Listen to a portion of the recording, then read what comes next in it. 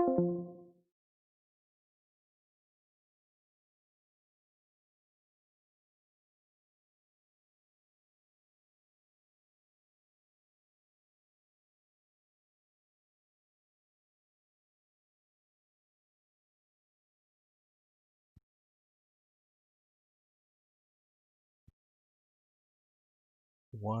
1 1 2.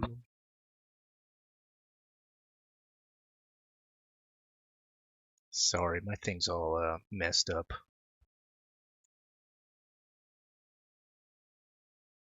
I guess I'll ask you, one of the last people, one of the only people in the stream. Can you hear me now?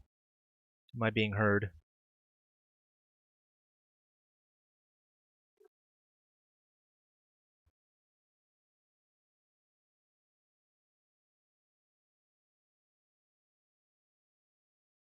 We're going to do a dramatic reading. I don't know if it can be considered to be dramatic. We'll see. I saw that Mr. Vickers. Now, if you guys aren't familiar with who this Mr. Vickers character is the father to one Faith. Faith is the significant other to Ethan Ralph. If you've been following that whole drama, but I saw that he posted something, so we're gonna go ahead and read it. I figured if I was gonna read it, I'll read it out loud for the good people here on YouTube, who, if you're like me, you're slightly interested in it, but you don't want to read the whole thing. So we'll do that tonight. Let me real quick just let my Discord know that I'm streaming. You know how that is. You got to do these things.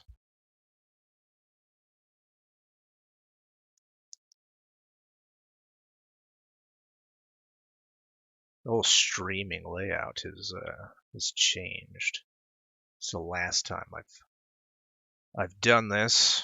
So give me 1 second and let me welcome everybody. Little McDouchebag, as I said, hello. Aqua Medulla, welcome to the stream. And Katie Waxlever, hello to you. Some of what we're going to read tonight is going to be, maybe you won't be familiar with it, but some of you will be. So we'll just see what happens as we go on with this reading. I'm going to try to be as serious as I possibly can with this, because it's really no laughing matter, in my opinion.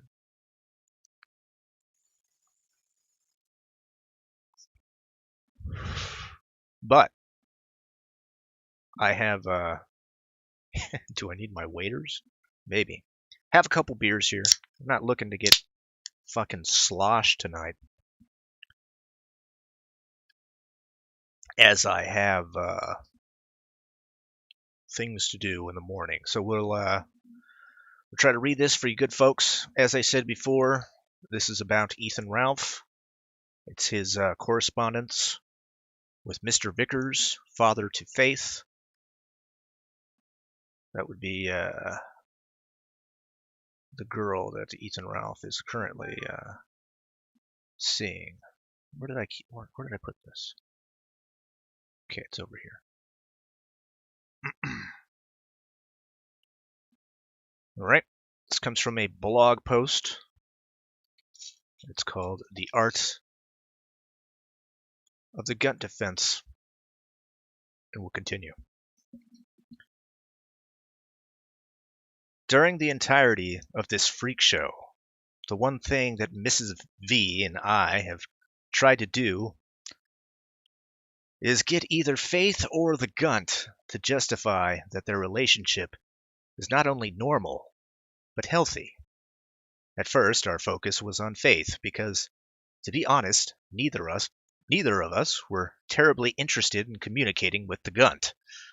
Finally, Mrs. V and I decided if their relationship is solid, and their love is as pure as the two of them seem to think, they should be able to work together and at least attempt to convince Mrs. V and I how we were wrong about this situation being more terrifying than any horror movie ever made.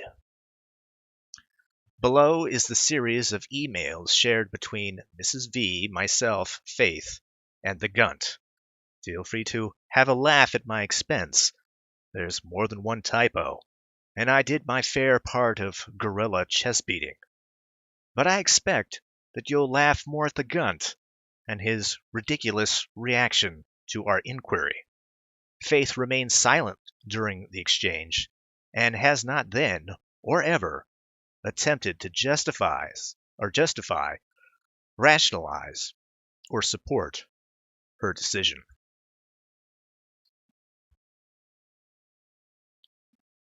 Matthew Vickers to Ethan Ralph. Ethan and Faith. Well, we have tried our best to reason with Faith, and figured that perhaps we are going about this the wrong way. You two are a couple, so us having Faith alone defend the merits of your relationship is ultimately unfair. As such, the healthiest way to approach this, I think, is for the four of us to figure this thing out together. Faith, Ethan, Ariana, and myself. Because honestly, we, Ariana and myself, are not going away. Despite what anyone else thinks, Faith ultimately comes from a stable household, and good parents would not look at this situation and simply write things off as, well, she's an adult, so she's going to do whatever she wants. You see, from our point of view, Faith is essentially flushing her life down the toilet. And the only way that we will leave it alone or mind our business is if we can be convinced otherwise. So we'll explain ourselves, and the two of you together can explain how we're wrong, if you can. First, Faith tells us that the two of you have been having unprotected sex since she arrived. She stated very clearly that she wasn't trying to get pregnant, but that she wasn't trying to not get pregnant. Faith also tells us that Ethan wasn't trying to get her pregnant.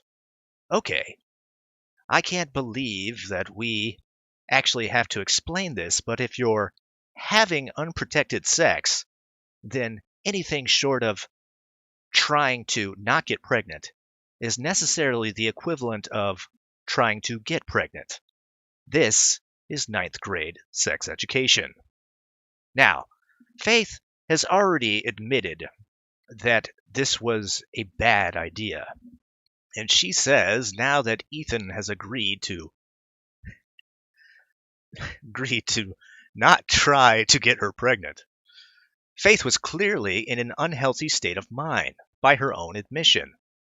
But what is Ethan's excuse? Ethan said that he was committed to making sure Faith followed her dreams to become a teacher. How exactly is Faith supposed to excel in school with a baby? How does that work, sir? Now is your opportunity to justify how you, a supposedly mentally stable 34-year-old man, thought that trying to get an 18-year-old girl pregnant was a good or smart or healthy idea. Second, a healthy relationship by definition requires two healthy people. Faith has already admitted that she is not healthy, and she has damn good reason to not be healthy, which we understand now because we have been presented with new information.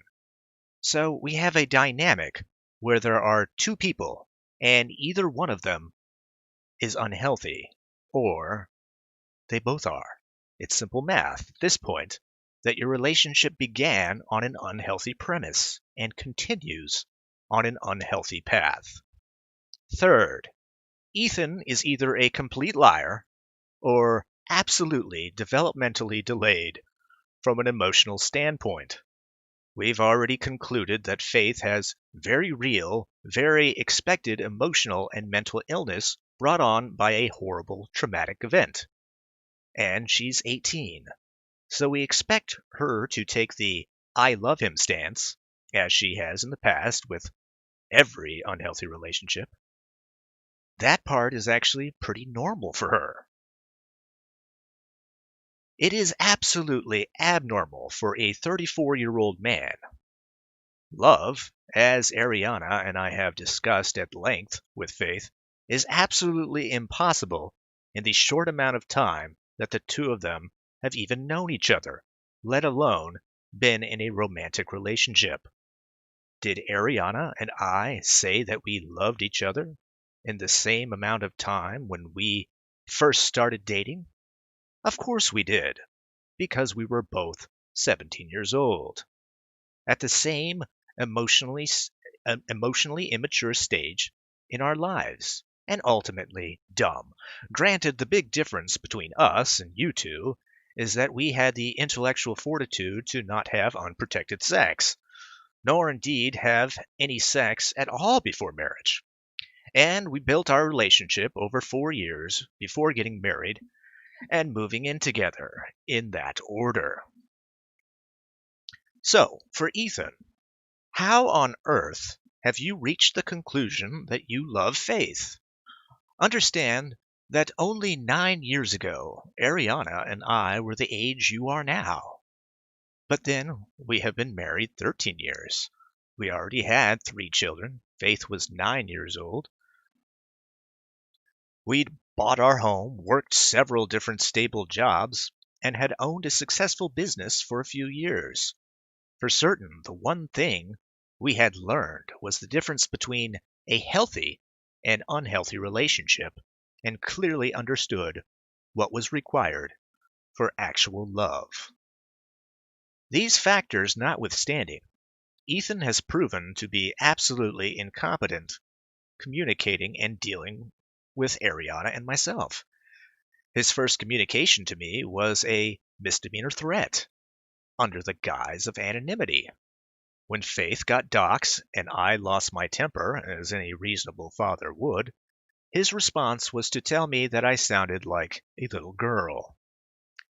Ethan doesn't view me as the father of the girl he thinks he loves. He views me as a peer. Indeed, he is much closer in age to me than he is to Faith, but his age aside, he is no peer of mine, not even close.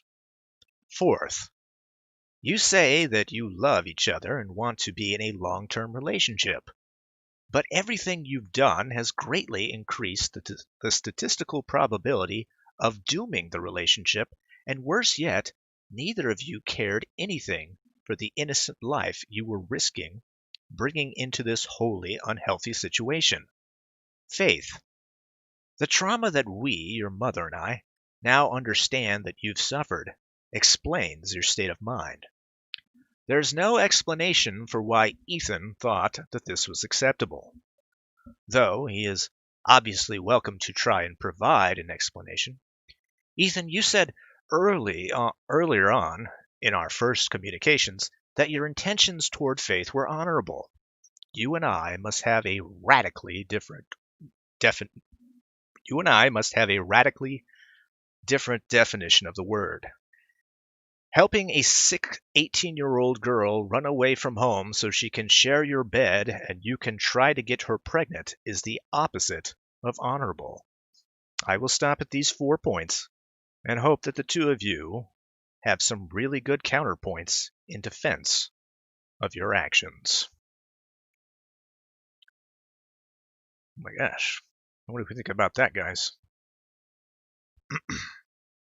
Oh, we're not doing co-host tonight for my co-host who wants to be let in here. I'm not even in the Discord.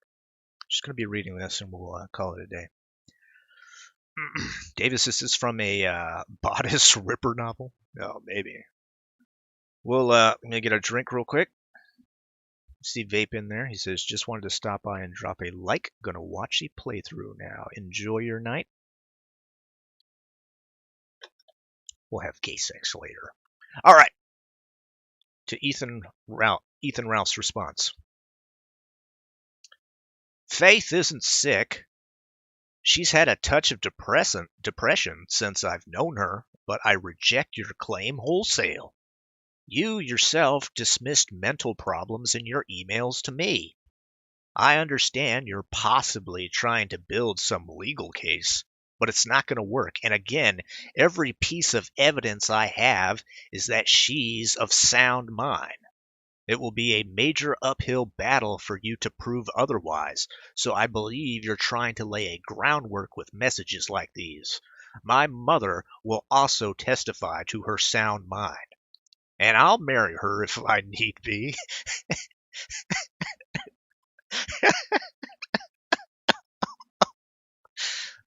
Really loves her. I'm sorry, God. I'm trying not to laugh at these things. And I'll marry her if need be. You're really underestimating my level of commitment here. I'll also mention that you threatened her with a felony charge upon arrival at my house, which I have electronic recordings of course. As for my sexual relations with your daughter, I have nothing to add to that whatsoever. I'll link you to the tape. And I have nothing to say about the state of our love for each other, as that's another thing that's really none of your business.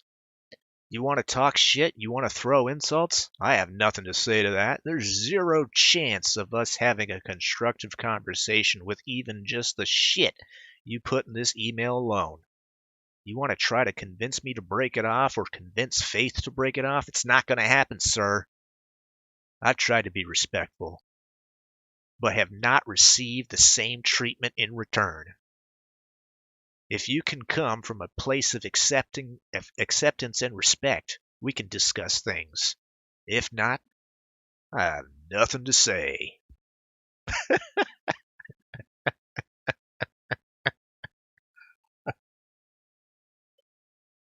Oh my God. I don't know. What did you guys think? Did you think that Mr. Vickers was coming in hot? I didn't think he was coming in hot, but maybe. I don't know. But, I don't know. We'll go on. From Mr. Vickers. I dismissed her mental problems before I knew she has been suffering. Blank, this is redacted. Presented with new information greatly changed that presumption.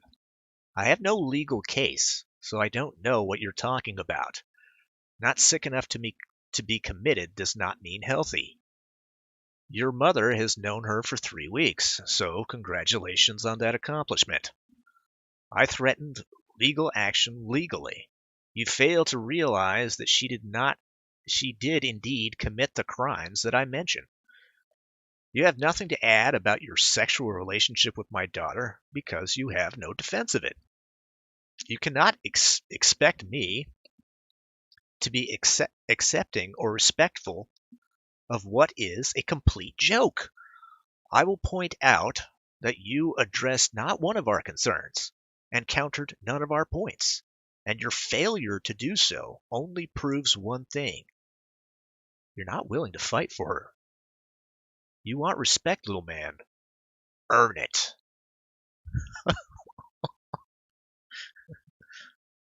Oh, man. Okay. From Ethan Ralph. I just woke up to your insanely disrespectful email, as has happened to me several times now. I understand you don't like me. I told you I wouldn't like me either in your shoes. But I'd also be respectful enough at this point to talk as adults. And forgive me if I don't trust your word, good sir. I didn't get to where I am by putting a lot of faith in people hostile to me and my personal life.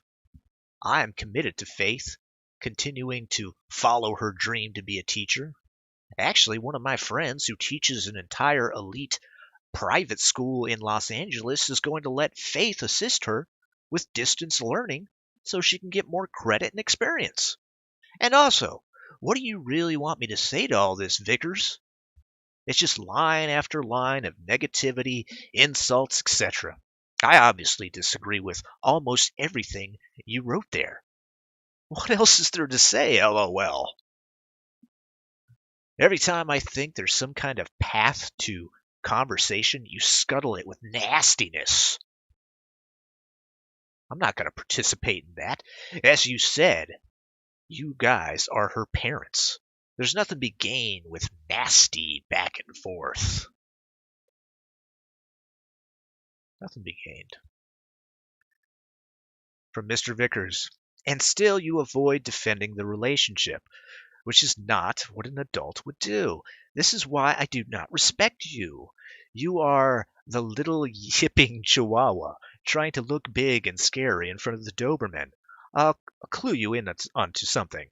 Being nice in an email doesn't make up for you trying to get the girl pregnant. Actions matter, sir, not words. If your relationship was right, you would fight for it. But you know that you have no defense, so you cower away like a little bitch, making up some nonsense about us trying to get her committed. Brilliant.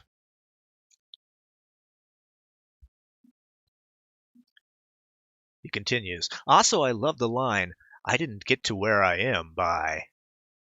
You're a 34-year-old controversial internet personality who is a felon who can only get laid by manipulating a barely legal girl that you lured away from her home into your spectacular rental home.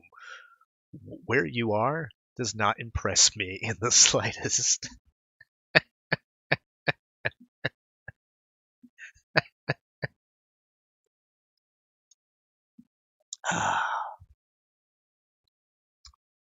um, I don't know who this is. Oh, this is Mrs. Vickers. Mrs. V. She says, I have been relatively silent. I have been nothing but supportive and loving to my daughter. Just because it doesn't support Ethan's goals doesn't mean it's disrespectful. Ethan, you, sir, have no idea what respect is. I've already told Faith this, but Matt was never anything but 100% polite to my father. If he had talked to my father the way you have talked to Matt, I would have run like my tampon was on fire.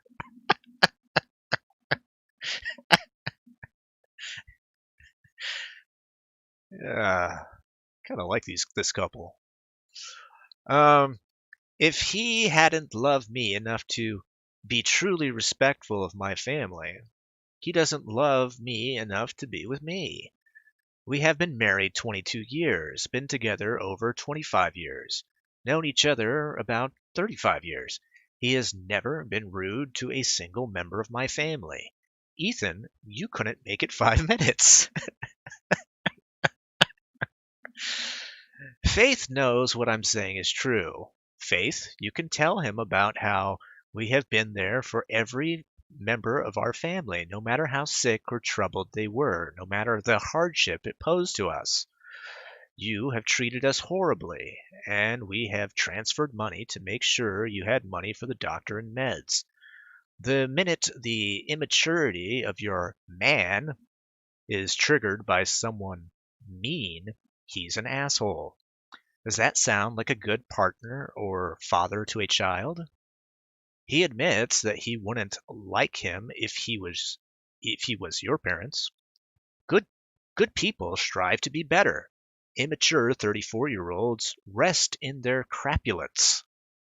You know we love blank, so it's not a matter so much of the age difference, but you and blank are in a similar stage of life. Only a very damaged 34-year-old would be in the same stage of life as you. And remember, Faith, we've known you for 19 years. He's known you a few months.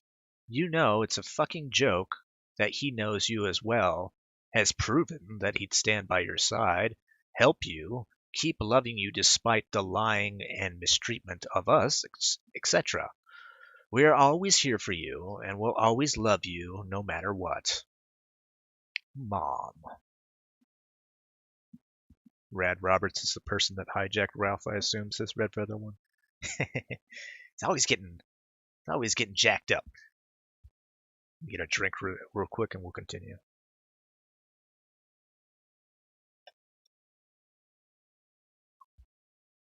From Ethan Ralph.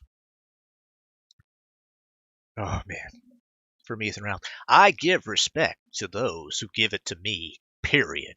Sure, I give more leeway to certain people, but the things your husband has said to and about me, I don't give respect to people like that, and I don't care who they are. If they change course and treat me decently, I'll change course myself. That is how I approach life, and it will continue to be that way. You yourself have said some very nasty things about me in this email. I know you will be shocked to hear that I don't consider that a way to continue a constructive dialogue. If either of you would like to talk respectfully, I'll be here. If not, I really don't have too much else to say. Be well! Need a toke on this vape real quick.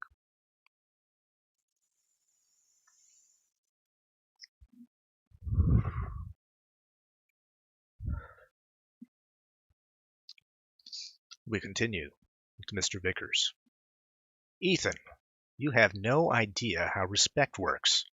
You see, actions earn respect, you lecherous, barely legal seeking cookie dough wad of reanimated dog shit.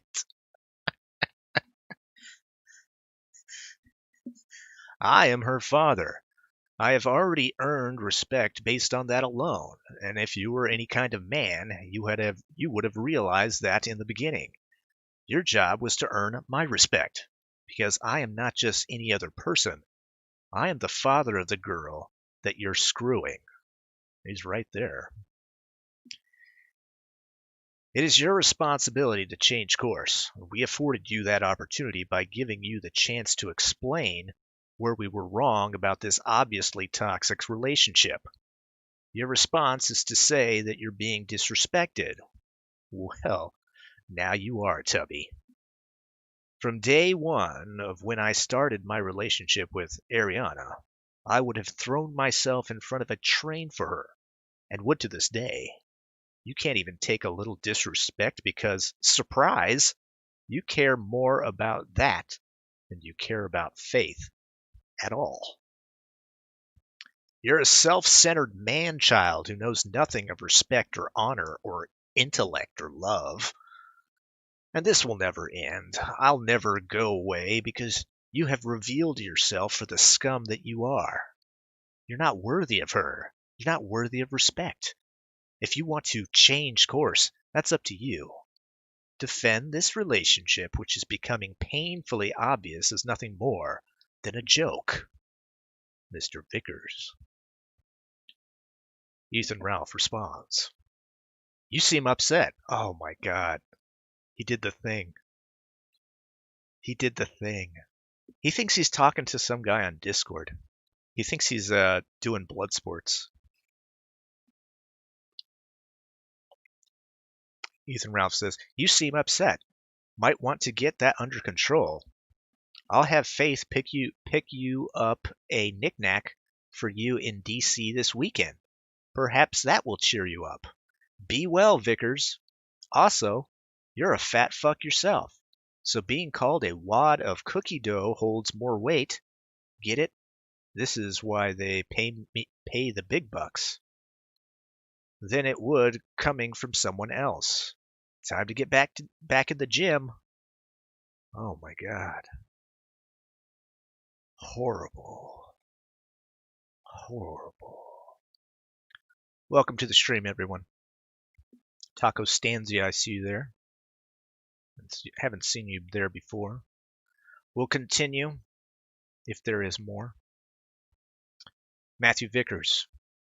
They should save their big bucks, which pays for your lavish rental mansion, for someone who can come up with better insults. Also, it's spelled knick-knack. and still no defense for your relationship. Remarkable. I am fat, to be certain, but I'm hardly a fuck. That qualification is reserved for people who have been fuck-ups their whole life. Wear it with pride, felon.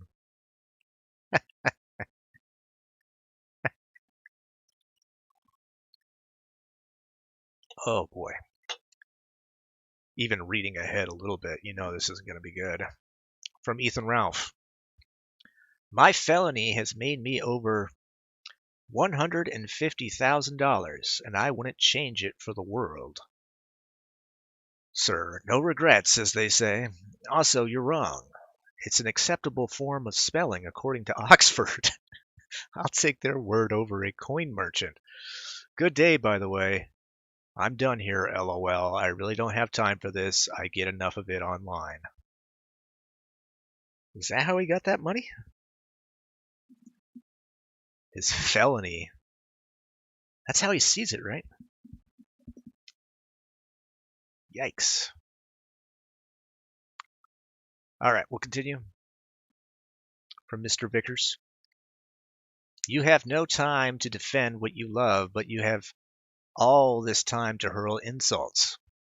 I make well over $150,000 every year. Hell, there have been months where I've made that laughable amount and never needed a felony to do it. This goes back to the fuck up portion of my previous. You mistake my attitude for being upset. You're doing exactly what I knew that someone with the emotional maturity of a 15-year-old boy would do. You avoid the issues and demand respect that you have not earned, just like the little yipping chihuahua that you are. Far from upset.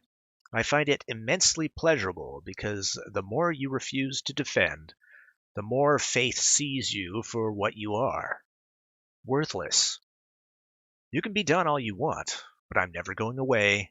This will never end. He continues. He continues simply, save money on the knickknack and get Faith a pregnancy test, dipshit.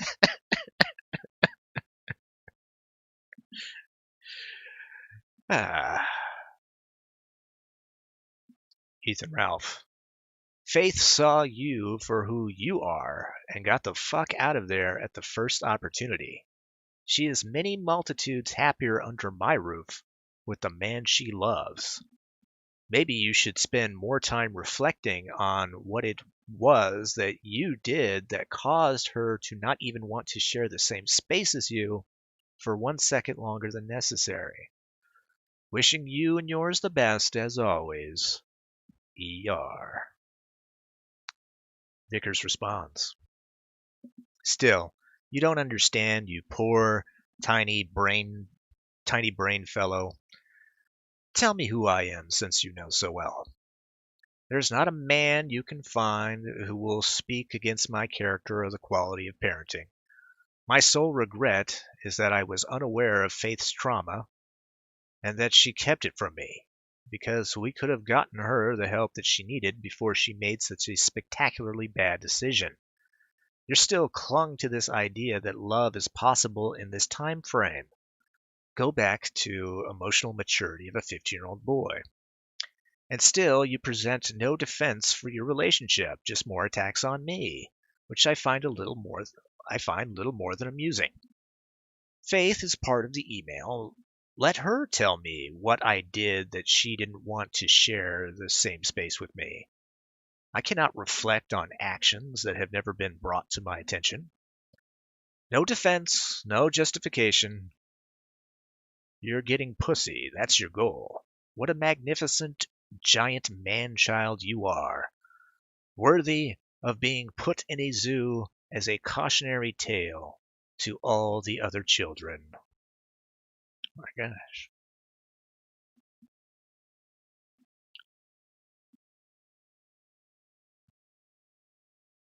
You just get a drink and a smoke.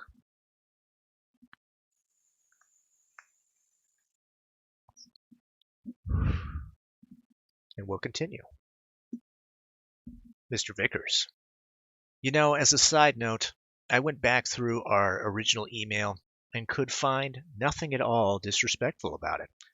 We simply laid out our presumptions based on all the information that we were provided and invited you both to correct our conclusions. You could have done this by providing more information or coming to defense of your position. Instead, Faith turned silent, and you turned into a bitter fool. You say that you woke up to an insanely disrespectful email. What about it did you find so disrespectful?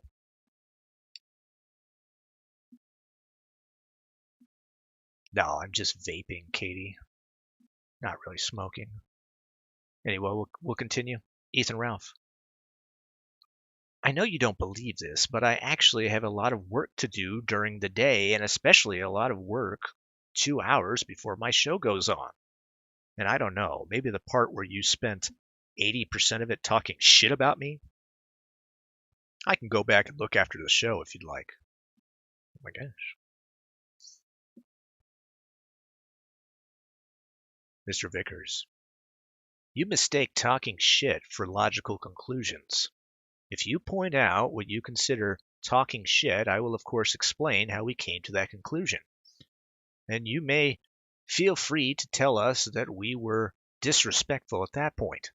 But I did not state anything that is not a fact or does not have a logical premise. The worst possible thing is that I left a binary choice that you are either a liar or an emotionally developed or emotionally developedly delayed. This was a very real list of concerns that we had, not an attack. We just wanted to see if either of you had any justifications to make a claim that this relationship, which is littered with red flags and poor decisions, is a smart idea. Thus far, you've both fallen well short of that mark. You've been having sex with my daughter in a manner which is likely to, if not already, have gotten her pregnant. That is a fact, sir, unless you are calling Faith a liar. Every concern we listed was a valid one. You took offense because it painted you in a bad picture, not because that was my intent, but because you have painted yourself in a bad picture. You have not come to defense of any of it. You have belittled the mental anguish of blank. All I was doing was trying to look out for my daughter. Oh, I'm sure you have plenty of work to do. I just don't care much. Ethan Ralph responds. I care about these emails as much as you care about my work. I'll respond later after the show. Good evening. Bye.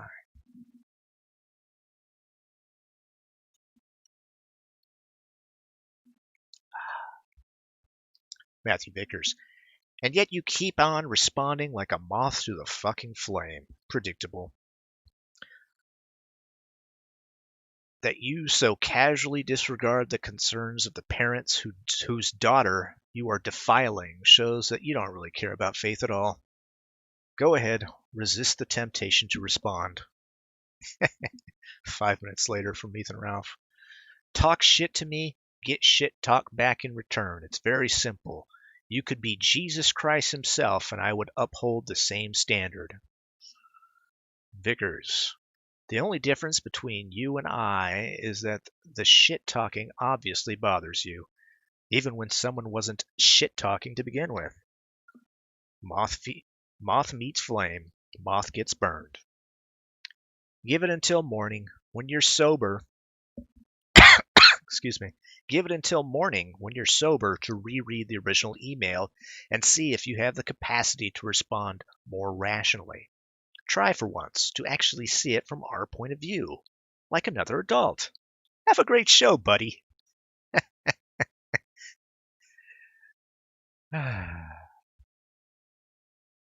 Ethan Ralph.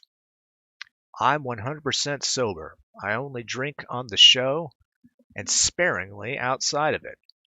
And the thing is, I see from your point of view. I just don't see any of my points changing your obvious hostility. I'll send them later anyway, 'cause why not?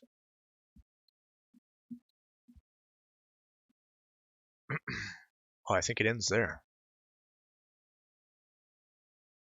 Yep, that's it. Well, that was today's blog post. I imagine it's going to go on like that for a while. See, this is July 24th, so I imagine he's got more in store for us tomorrow or whenever he can get around to it. I don't know. Red Feather one says, I'm 100% sober. I only drink on my show. I do every night.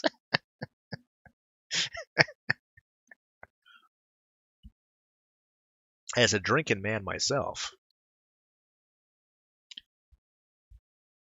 Yeah, that's kind of bullshit, isn't it?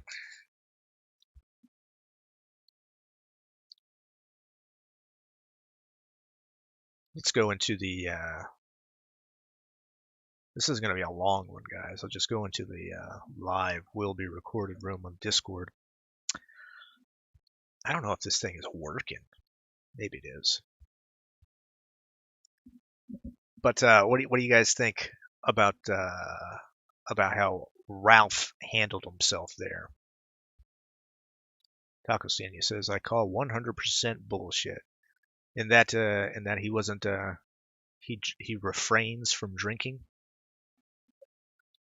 outside of his show. I don't know, man. I think I might have a problem with that one too. Seems like he drinks a lot. Let me bring my co-host in to the show. He doesn't say anything. He's terrible. Let me see what he has to say. I'll read it to you. He's still typing it, so we have to wait. Hey, it's me, Cliff Wallace from Heel Turn. Oh, it's my co-host. Bella shit on a shingle ballerina. I see you there. She says, oh, I thought you were going to say something about them. I'm not going to read all this stuff. What do you think, Cliff? Is it everything that you... I kind of expected it to be funnier, to tell you the truth. It was pretty funny. Alt Centrist says he doesn't drink while he's pouring another. There you go. That's the way it goes sometimes. I don't know. I'm probably like a lot of you guys. I only follow this drama at a passing distance. I see it. People will post things, especially from PPP and that guy.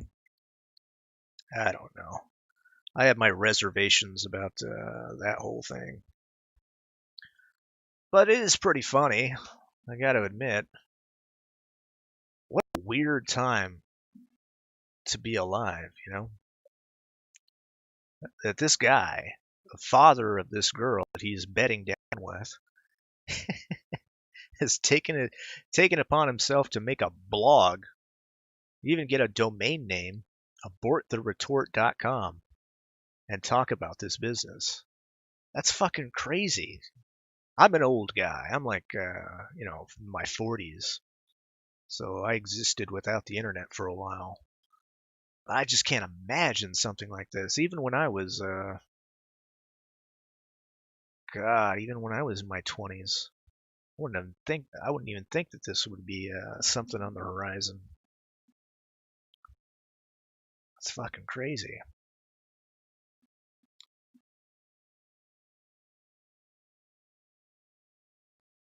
Matthew Vickers on Twitter says, let's put a few things to bed just for giggles. I will make no money from this freak show. I want no fame. When my work is done, I'm a ghost, and there will be no content released if there is no kill stream. The next info dump is ready. Is the Gunt? Oh my gosh.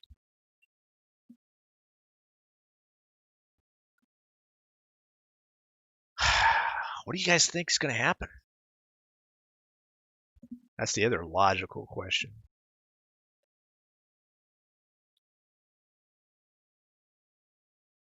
I think I agreed with, I can't remember who said it. It was either PPP or Godwinson. He gave the relationship 3 months. I think Godwinson did. Now that's a safe bet, really, with a new relationship. 3 months is a pretty safe bet. But when they're digging their heels in, I don't know. This is not going to.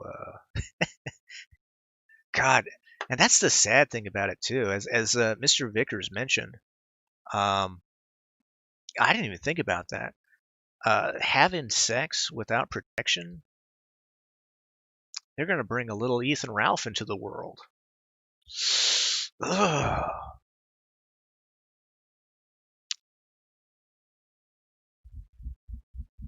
I can't believe that that could be a possibility on the horizon. Little baby Ralph living in that fucking horrible house. Maybe he can live in there. I did watch the sex tape, by the way. I'm not unclean in this matter. A lot of people did. The only thing I'll say about the sex tape is the same people, and maybe this has been brought up, but the same people that were decrying the fact that Ralph was involved with this girl and she's barely legal. Oh my God, she's just out of high school. How could you get in a relationship with her? And then the sex tape comes out, and they're like, "We need to find a place where we can stream this."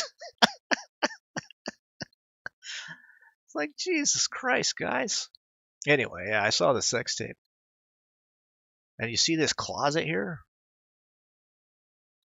That's what I saw. This is the same closet that's in the background. There's this precariously placed beam here. I think they already had their baby. Oh no, Mr. Vickers, I think they already had their little ghoulie baby. And it's in that closet. They don't want it to come out. Ghoulie babies, they mature much faster. They gestate much faster than regular babies. That's what I've heard.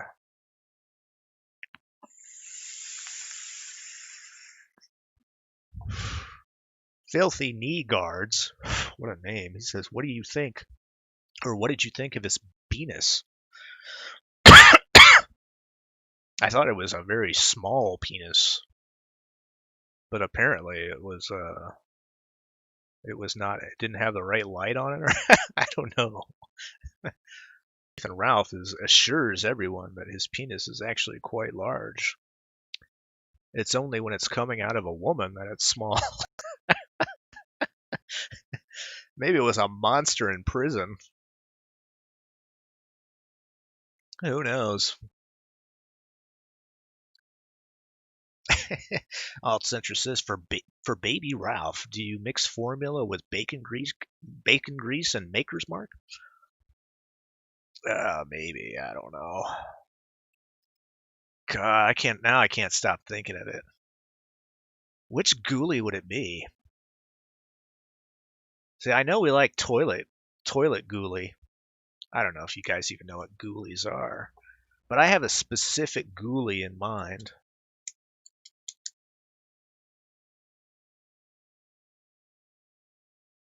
Yeah, there it is. Where is it? This one. Oh, maybe it's this one. Oh, it's from Ghoulies 2. I think this one might be an Ethan Ralph Ghoulie. He's a little too aggro, though. I don't know. That might work. It's either that one or this Ghoulie. He's up in front. I'd keep this motherfucker locked up in a cage or in a closet. And you know Ethan Ralph would be so ashamed of him because he has that big nose. Make all sorts of jokes. Terrible. Aqua Medulla says Ghoulies. Is that a knockoff of Gremlins? Yeah, I'm afraid it is. But I'm also very, very upset with you that you've never heard of Ghoulies. It's probably alright. They made a Ghoulies too. Do you get it? It says these Ghoulies have some good delts. Yeah, you're not wrong. These Ghoulies work out. Oh, there's a better picture of them.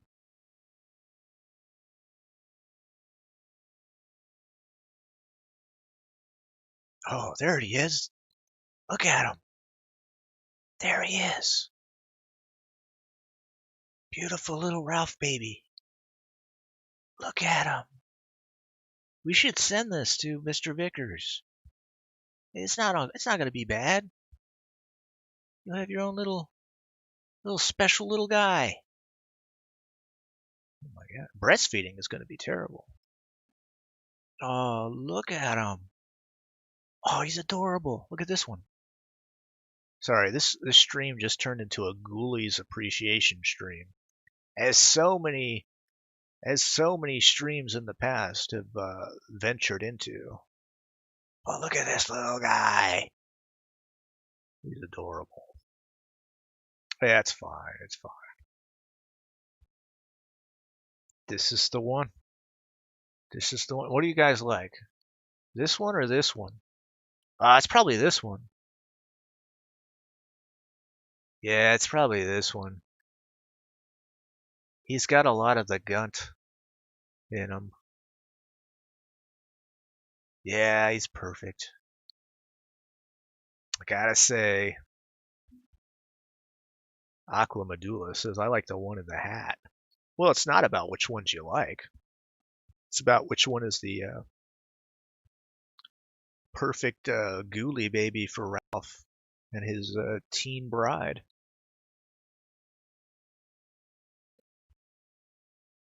I mean, my favorite ghoulie is... Well, we don't have to get into my favorite ghoulie. Oh, look at this guy. Sorry to do this to you guys. Look at that guy. I'm not gonna read all your things. My co-host is sending me all these things to read. I'm not gonna read all that stuff. I'm not gonna turn this into a hate box, as I've been known to do. Do you get it? Says the pink one. It's definitely the pink one. He's got his eyes. I kind of want to go watch Ghoulies now. No, I don't. Filthy Kneeguard says, stop gaslighting us. Yeah, you're probably right. The pink one looks happy, says Aqua Medulla. Well, he'll learn. He'll learn not to be happy. Rest assured, he grows up in this world. I'm not reading any of that. Fucking co-host. He wants me to start drama. It's not what we're here for. We're all a happy family here. We're just, really, in fact, we're kind of like ghoulie appreciators at this point. I didn't really have anything after this, so anybody who was just here for reading that Ralph thing, you can go. I'm gonna finish this beer and see what happens. Maybe I'll do some artwork. I got a lot of stuff to finish. I've been wanting to finish this fucking thing for a long time. I never have the time because I'm always doing stupid shit.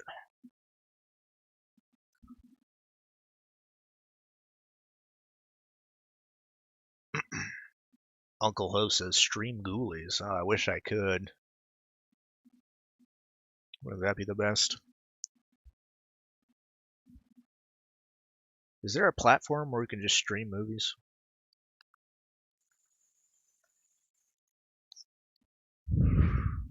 probably wouldn't be right. Bella says, does anyone think that either of them will be able to stop conversing with one another? I just don't see it ending. Yeah. I think Mr. Vickers takes great pleasure in calling Ethan Ralph a retard. and Ethan Ralph, he can't stop. He's never been able to stop. Which makes this kind of a glorious thing to watch. Try to think about like what I would do if I was in that position, and I come to the conclusion that I would never be in this position. There is not one point in the story where I would be in the same position as Ethan Ralph. Anybody else feel like that? Like you try to be a good Christian soul and say, well, let me put on Ethan Ralph's shoes for a moment. And then you can't find his shoes. Like, oh, where's your fucking shoes, man? What do you think about it, man? He's 34 years old. All right. He thinks he's a very big, successful guy. And I would not begrudge him any of the success that he's had on the show. I say more power to him. But why don't you get like a girl that's like not even like your own age, but like in her I don't know what, like 24? Well, not 24, 25, you know, they're not straight out of high school. I just don't see it.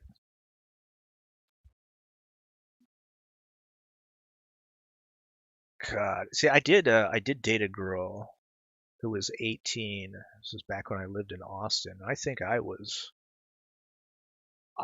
24, and even that felt weird. But I don't know. I don't know what you can do.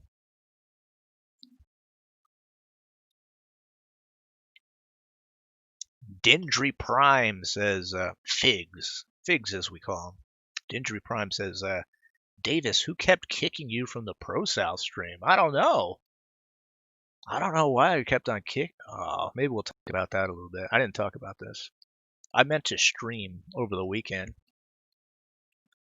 but I had the little nephew over, and he's starting his commentary channel. He's about 10 years old, so he's starting his commentary channel right now. So I was walking him through all the pitfalls, and so that took all weekend. But yeah, what Dendry Primal Figs is referring to is Friday night. I decided to go over to Pro South and check it out. We had been talking about it in the Discord, and they linked it over there. So I was like, all right, I'll just hop over there and have some fun. Now, I'm going to lie to you. There was some light trolling involved. And I don't know. Kept on getting kicked or timed out. That's when you know. That's why I do light trolling rather than full-on trolling. So you can see how thick the skin is. Because I think a Viable Ninja said, Davis, you did some weak trolling. Well, that's not the point. The point is to see how light of a touch that you can put on a few people before they start kicking you. Which is, of course, what happened. It was terrible. Terrible, terrible show of force on poor, pitiful me. Red Feather One says, I thought you meant you were putting yourself in Mr. Vickers' position. Ah, see, that's another one. See, I don't have a daughter, nor do I have a son. So It'd be very hard to put those shoes on as well. I mean, everybody says it, you know. If you're a guy and you have a daughter, I mean, it's like, ugh, when they get to that age, what do you do when they're involved with the wrong guy? What a fucking nightmare position to be in. Because he's right. I mean, a girl could really destroy her future. It's real sad stuff. We don't, yeah, I don't even want to think about it. Cliff Wallace, my co-host, he says, Davis, isn't Vape like your son?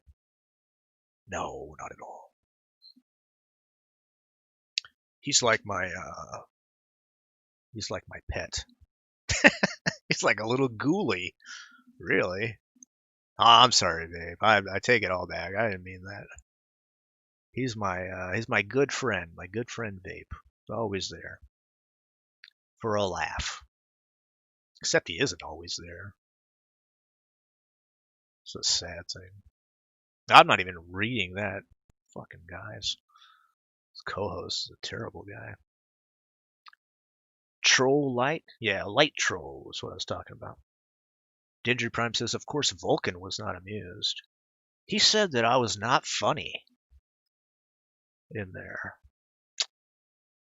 So, I don't know.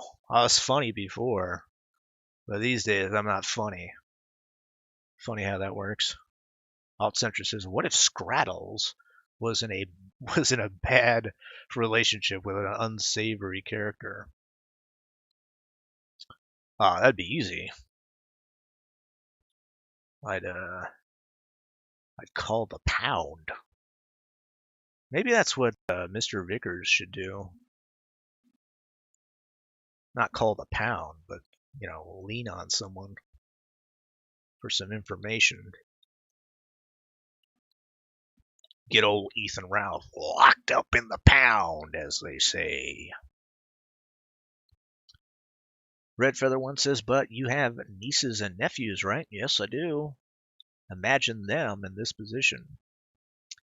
Yeah, I guess one day I'll have to. They're still a little young for that right now. But I guess a couple of them are getting to that age. But they have loving parents. So, but that's the thing, right?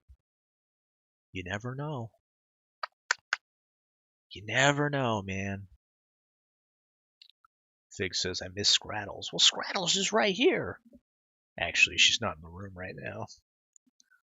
Sorry, I can't do the voice. She's not here. Thought she was in the bed.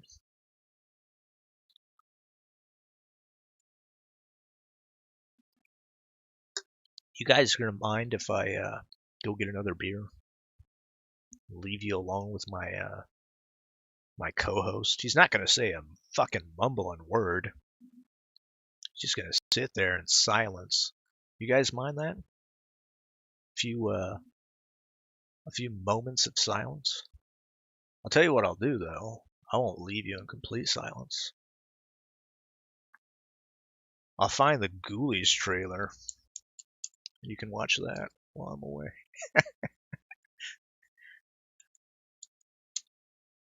Ghoulies? There's a TV show?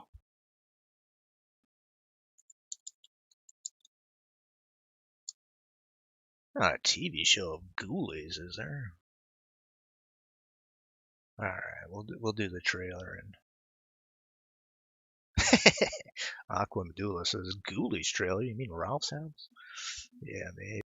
All right, let's see if this plays.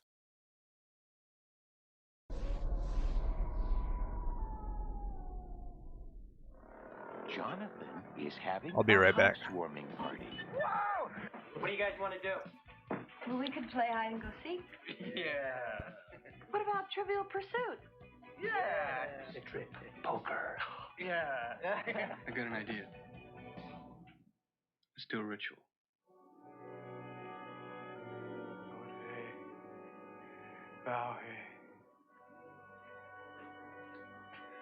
Yod-He, Bow-He. to do the hokey pokey and you turn yourself. Hey, knock it off. Come, I order thee. In the name of the most holy Trinity.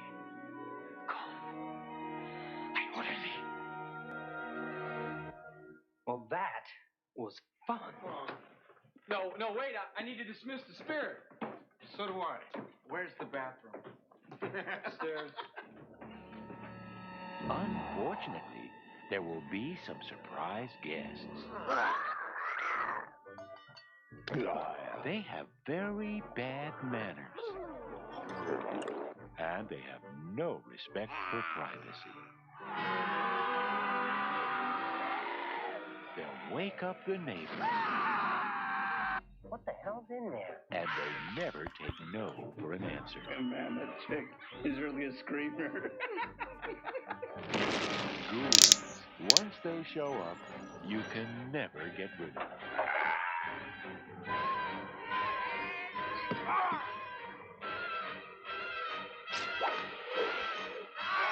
I don't know what that was. Ghoulies. They'll get you in the end. They'll get you in the end. Fucking classic. I don't remember that movie being very good. But Ghoulies are awesome. Just on their own. What's the Ghoulies? I'm gonna go down a rabbit hole. What is the Ghoulies TV show? I like Gremlins better, says Red Feather. Oh, of course. The fuck? There's a Ghoulies 4? They don't look like Ghoulies. What do they do? Alright, looks like the Ghoulies. There's some cartoon. I'm sorry, we gotta see. Excuse me for a second. I have to see the Ghoulies 4 trailer. This is not right. Though Officer Graves has a disturbing past, he's glad to be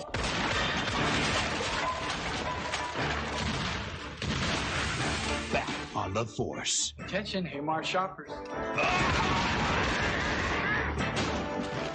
Clean up on aisle 4. Now his tormentors are back, in person, and in leather. Command me. Bring me the jewel. You're not allowed to touch my jewels anymore, Kate. Do you want to What? risk me? Give me all your money. Yes, the legend continues, because they're back. It's Muggers, Zero, and Ghoulies 4. Have I got a treat for you? A satanic story with something for everyone. Like what? Drugs, weird sex, ritualistic stuff. Black magic, devil worship.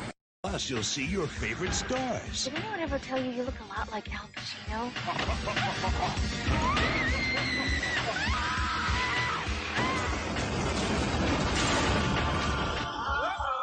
Struggling with this ancient ungodly evil, what other horrors await? Maybe there's some fun stuff with catheters. From I'm sorry, I can't fucking finish it. That's just too bad. What happened to the Ghoulies franchise? Ugh. Why do they call it Ghoulies? Oh, I thought it was Ghoulies TV. It's Ghoulies 4. Alright, whatever. Ugh. Didn't even look like there's a lot of Ghoulies in it. Alright, that's enough of the Ghoulies. We're going to turn it into a straightforward art stream from now on. For the rest of the stream, I guess. Let me get some things out of the way here. Red Feather 1 says, my favorite part is when Gizmo said, bye bye Billy, at the end. Oh my gosh. Heartbreaking. Little Gizmo. Adorable. Adorable little guy. Oh, what was I going to do here? Gotta do a little background work here. I heard the Streamlabs bell go on, but I didn't have Streamlabs up. So, give me 1 second to Log in, see who's subscribed. If that's what it is. No, I don't know. This changed too. I'll have to figure it out later. The world is changing. It wants me to download something.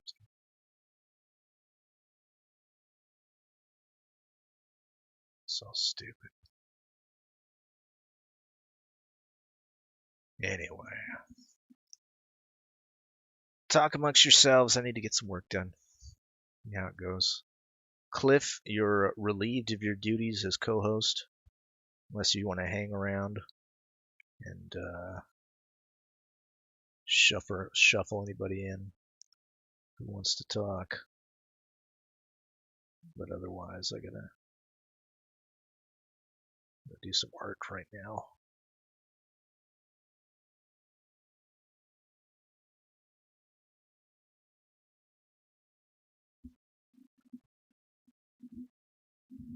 Try not to think about Ralph,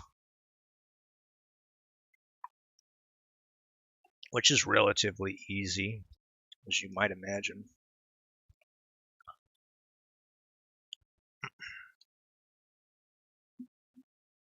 Yeah, this is a picture of someone who's just thought about Ralph's Ghoulie baby.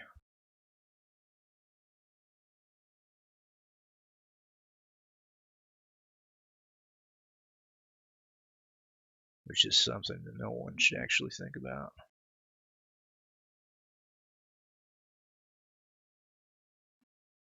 A lot of this stuff is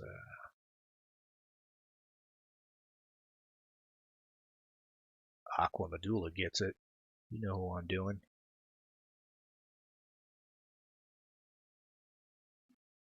Dealing with these outfits sometimes is a chore. Especially her outfits. You want to do them right.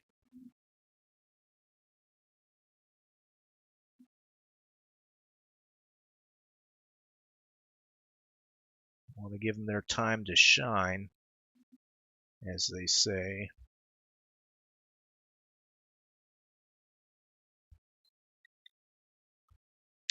It looks the same as it did a month ago. That's because I haven't been able to work on it.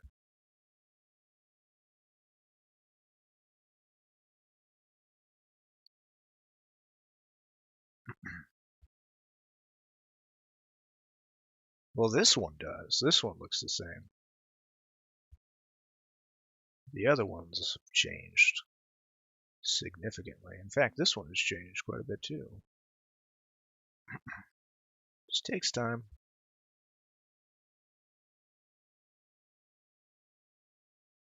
If I wasn't out trolling fucking Pro South, maybe I'd get some work done. Believe me, it's not lost on me. All my gallivanting around on social media. Probably taking more than a toll. But we have to do what we can to decompress. Especially in these times. Can't necessarily go out.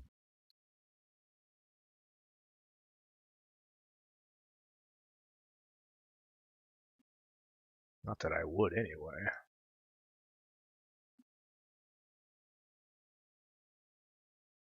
I don't know. How's everybody else hanging out there with, is the world still on fire? I tell you what I did watch tonight while I was doing a little bit of work. I watched the Republican National Convention tonight. What a stark difference that was from the Democratic National Convention, which I, of course, watched as well last week.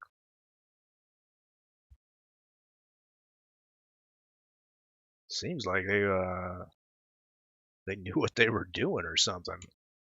I don't know. Who's Mandy Dean? Welcome to the Discord.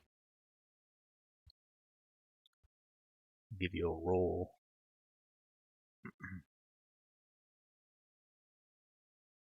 Red Feather 1 says, I missed them both. Yeah, it's not for everyone. It's pretty dry. I watched the Democratic National Convention because it was so fucking weird. It was like every 5 minutes something weird was happening. I'm not getting the same impression with the Republican National Convention, except for one time, and I felt really bad about it. You know who Kimberly Guilfoyle is? Now, she used to be a Fox News lady. She was on the 5, and I guess she's what, I don't know, she's a Latina. And I always thought she was a good cookie, whatever. So she starts dating Donald Trump Jr. Apparently, they're a hot ticket. So she speaks at this convention, and she gave this roaring speech. Well, you would think it's a roaring speech if it had an audience. It's like she was yelling, she was projecting herself, which is something you would do with a crowd, but it didn't fit in that she was just talking to an empty room. I don't know. Some people really enjoyed it. I thought it was really weird.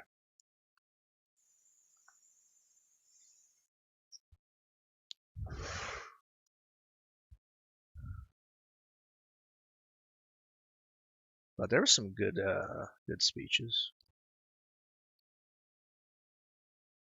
That was all. It was like adults put the show on. Like I said, a stark difference from the Democratic National Convention. It seems like it was put together by children. It's like they didn't know what the fuck they were doing. Red Feather 1 says, I did see part of the House of Representatives grilling the Postmaster General. Yeah, I saw a little bit about that on Twitter. The only thing I saw about it is he doesn't know the price of a stamp. They're making big heyday about that. This guy's the Postmaster General. He doesn't know the price of a stamp. Can you believe that? I don't know. I don't blame the guy. Seems to be that would be the least of his worries.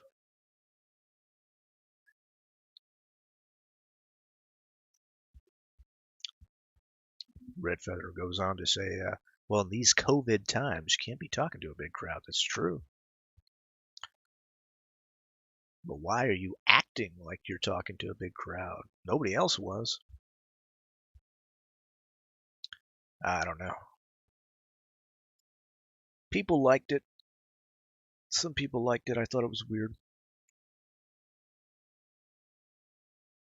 All right, this thing is leather that she has on, and leather acts differently than a normal cloth would. So we have to be mindful of that. Stiffer. And it doesn't fold the way normal cloth would.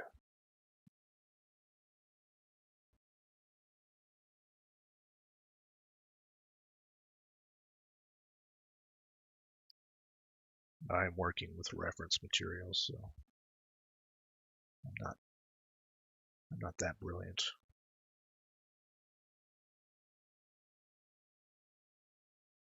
Reference materials being very important when you're doing something like this. No, we should concentrate on the most tedious part of this. Now, that would be this dragon scale armor, which we're going to do here. We're going to try to do it as easily and as painlessly as possible. So we're going to do a base color. Try to get the most of the shading done. Right off the bat. Which is not what I did last time. But you got to learn these things sometimes.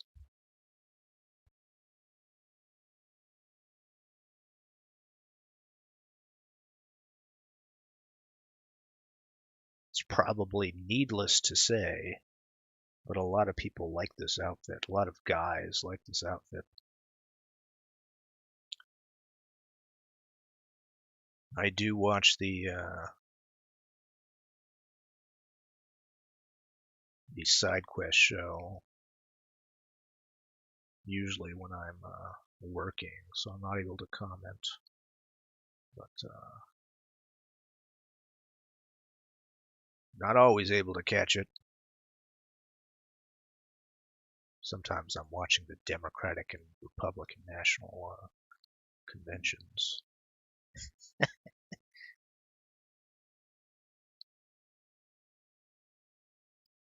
All right. Try to do this the best we can, the best I know how to at this point.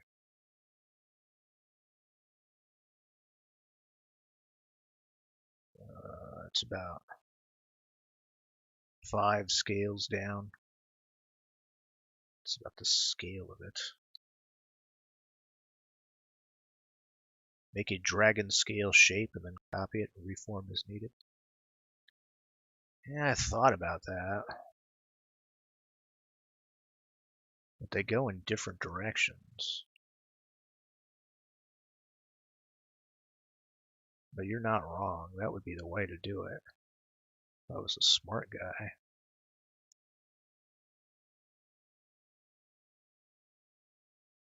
I think part of me just loves pain. Put myself through all this pain. I guess that makes me a masochist.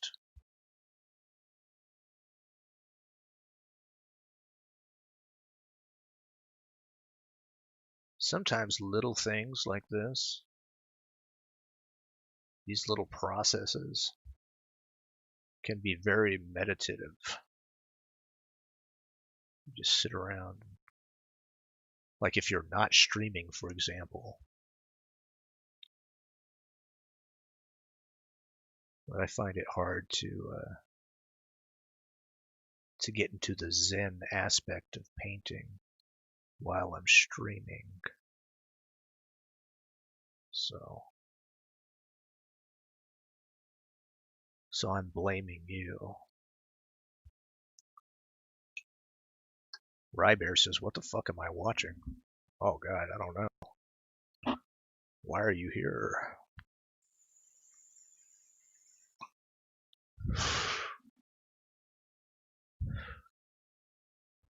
It's fine. It's just an art stream. People can talk amongst yourselves or talk about whatever you want. That's what this stream has been. Back in the old days, sometimes this stream is not an art stream. But most of the time it is.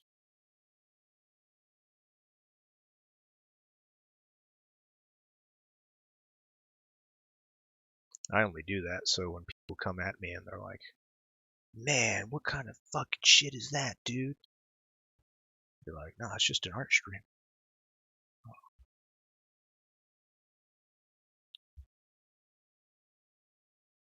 Dude, your fucking stream sucks. Nah, it's just an art stream, bro. And then they're like, oh, okay. Red Feather 1 agrees. This stream is rarely an art stream. It's true. It's mostly a drunk stream. Fig says, I missed the morning beast. It was fun times. I miss doing it. I'll tell you what, I'm not a morning person, but it was the one of the only things that I would look forward to get up early in the morning and do. I loved it that much. Look forward to doing it, and loved doing it while I was doing it. But now those hours have been, I can't do it anymore. Those hours I can't devote any time to that. The other thing I love to do, my favorite thing, was you probably heard me talk about this. Painting outdoors. Used to live in the New York City, so to get the most of the daylight hours, I'd wake up bright and early to get out there and paint some buildings.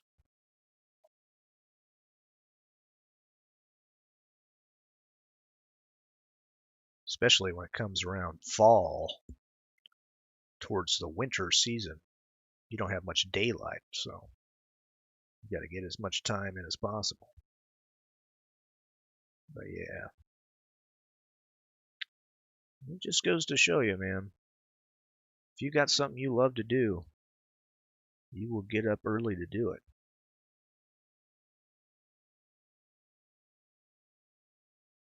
So if that's my only advice to you, is if you're doing something and you're dreading waking up to do it, find that thing that you love, that you would love to wake up to do. Life is too short to not be pursuing that thing. Is this an art stream or is it one of those self-help streams? Is that what this is?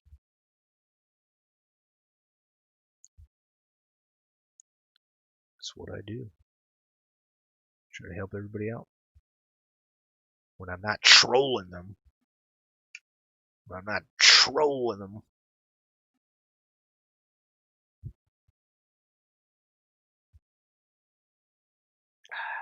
Red Feather One says, yeah, that's why Davis needs a fiery co-host to keep this going. Oh my gosh. When I went to go get my beer, I looked for Scrattles. I couldn't find her. It's got me worried a little bit. But I think she's underneath a blanket in the living room. Sometimes she does that.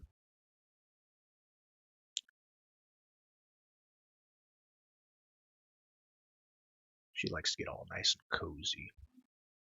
Sometimes she doesn't want to be around me when I'm streaming. So I'm too talkative.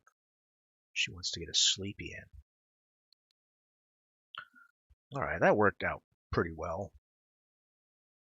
So now we'll go individually. Because if you look at the, well, you're not looking at the reference material. I don't feel right about showing you the reference material. Because she provided that to me. Not to you ghoulies. In fact, she told me specifically, she said, this is just for you, not your ghoulies. I thought it was rude. And then I realized that she's right. Most of you are, in fact, fucking ghoulies. Someone to start. Oh, Red Feather One continues. That's why Davis needs a fiery co-host to keep this going. Someone to start all the drama he subsequently can condone and ignore. I think she's talking about you, Cliff. That's what that That guy gets me in trouble all the time. He wants me to read all this. What are you trying to get me to read? You fucking dirty dog. Oh, I see. He wants me to put this on the screen, and it's a picture of Broski. You know Broski, right? He's this co-host on a show, in a morning show. But he's got a picture in the Discord of this Broski laying on a couch or something, like a cat would. But he's photoshopped a black man, so it looks like he's fucking him in the butt. I'm not gonna show that.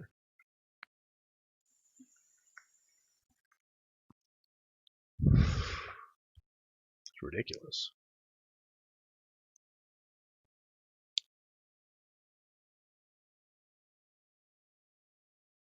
Oh no. Fig says, yeah, I wouldn't be able to watch dialysis block streams on YouTube now.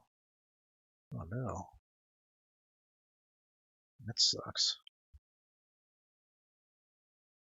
Well, I hope that gets better.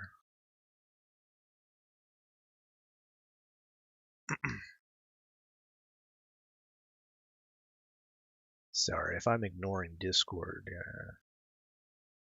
let me know. I only have 2 monitors here, and one of them I have reference materials on, so it's getting really not dealing with a lot of space here.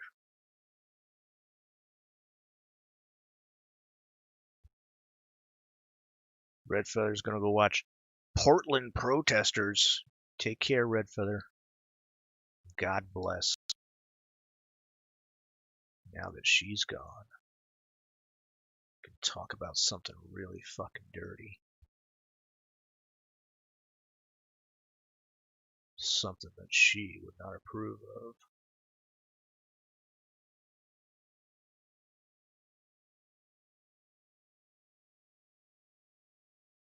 Sorry, I got nothing. She'd probably approve the dirtiest things. That's the problem with that.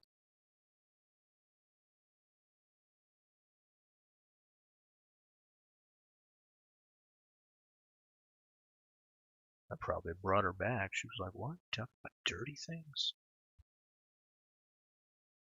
No, we're not talking about anything dirty. Some of these scales go in weird directions. It must be said.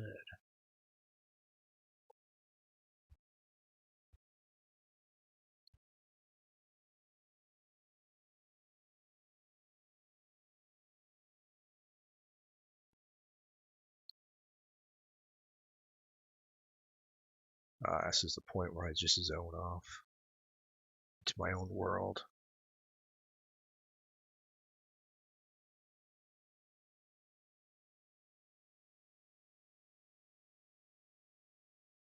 We can turn this into an AMA if you want. Just ask me anything. I'll promise you that I'll lie. No, you can't do that in an AMA, can you? I don't know, what are the rules on that thing? I'm not sure.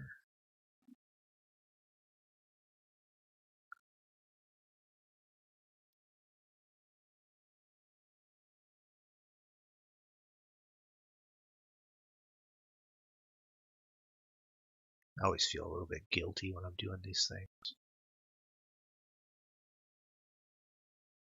It's like you came here for entertainment, but sorry.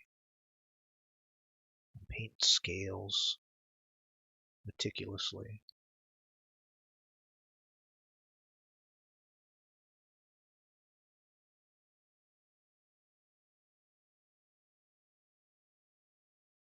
It's the way it goes sometimes.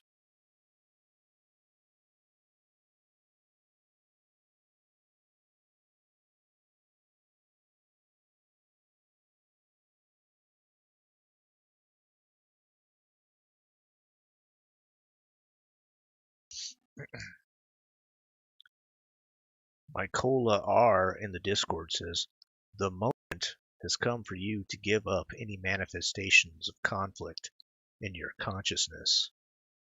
You have come into this world to act, Perform your duty.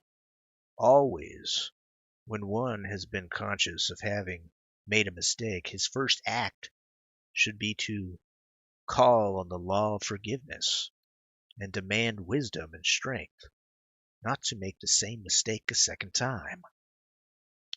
Better to burn than to sleep.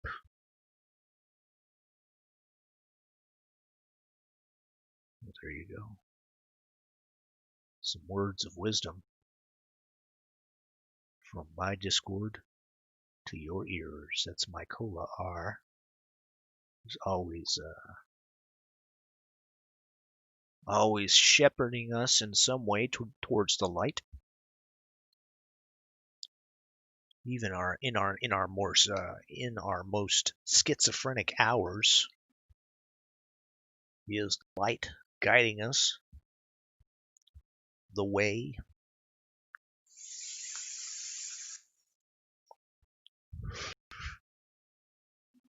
Not so much in the gay hours of the Discord.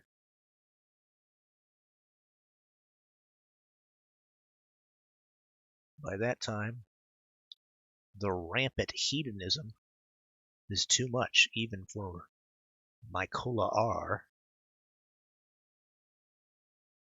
who, it should be said, does not shy away from even the most deviant acts of depravity.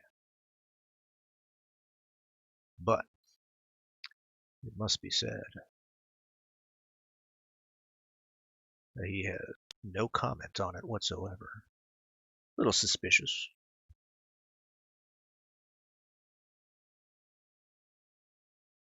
But I won't comment on it further.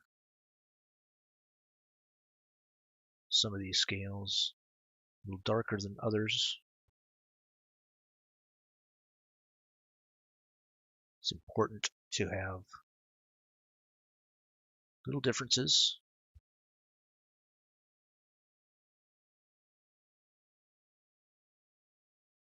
Also important to have highlights.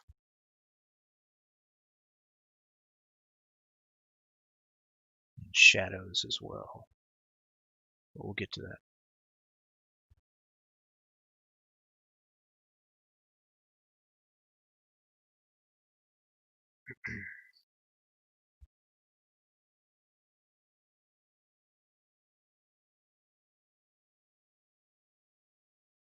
I want to thank everybody still in the audience.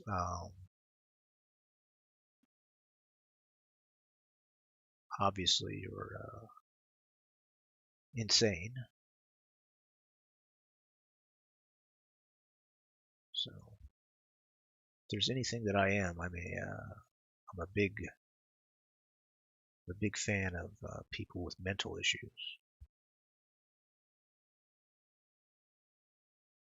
You can see that on the display on the Discord. 7 days a week.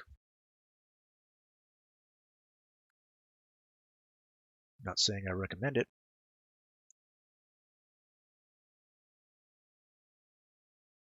But certainly there are a lot of people with mental issues in my Discord right now. And we love them just the same.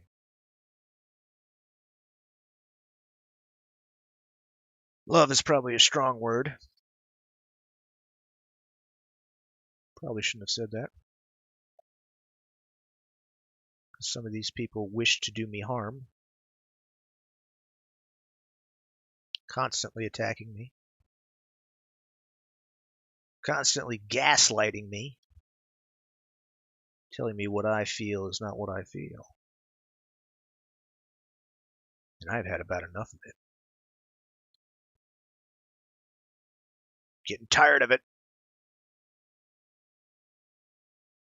Not going to be your whipping boy anymore. I'm going to war, is what I'm telling you. With certain factions of my Discord, I'm going to war. And it won't be pretty. I'm going to clean it out.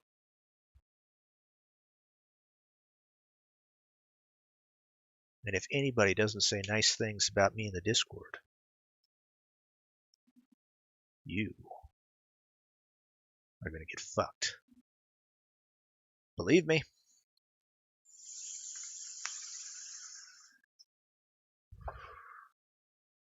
That's the kind of ship I'm going to run. Oh, my co-host, he says, get fucked, Davis. Hug boxer. Bring it, faggot. What a horrible thing. What a horrible thing, this man. My co-host. This is who I call my co-host. This is how he treats me. Can you believe that?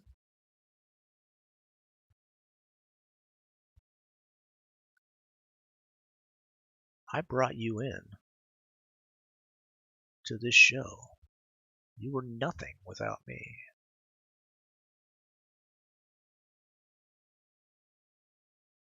It's probably not true. You're still nothing.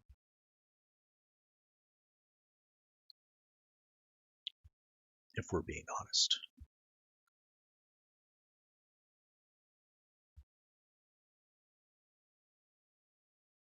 Get some highlights in there somewhere. But not there.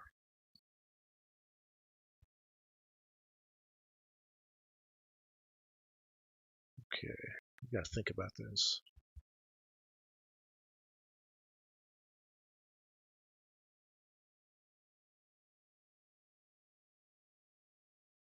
Yes, ladies and gentlemen, there's a thought process to some of this.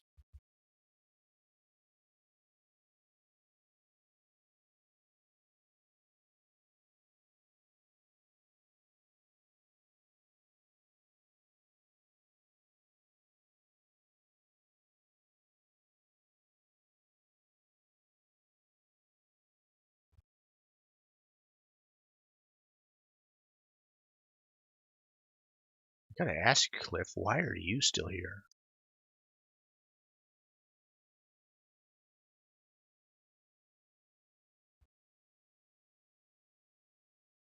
I mean, I'm pretty much expecting all the audience to be gone right now.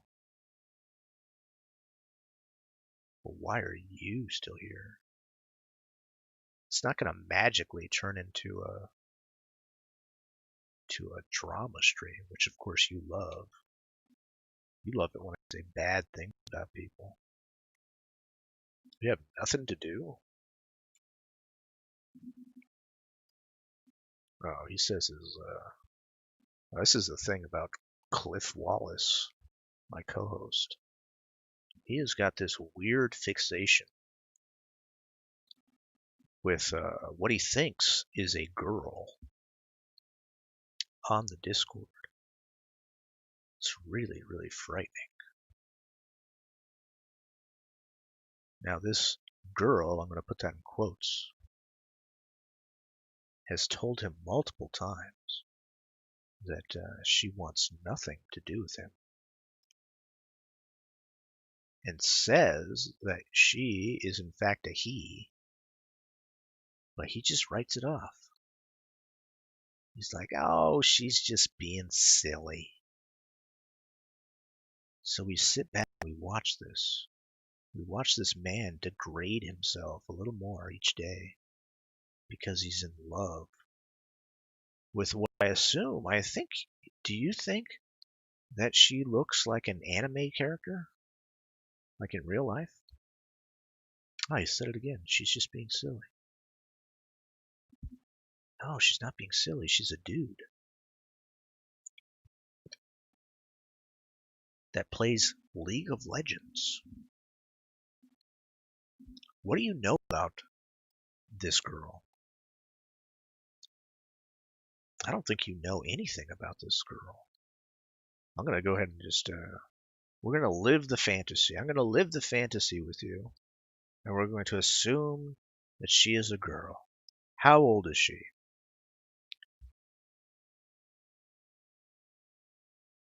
What are her interests besides League of Legends?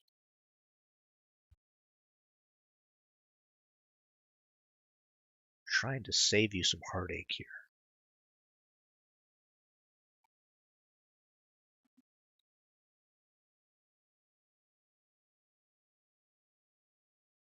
Oh, he's not even responding to me. He's being an absolute ridiculous guy. Which is what I expected. You can't talk to some of these people. You can't have a decent conversation. With my own co-host. He's on the show. He's in the VC. Doesn't say a mumbling word. And when I ask him a direct question, what does he have to say? Nothing. Oh, he says, get fucked, Davis. Because he knows. He knows I'm going to tell it like it is.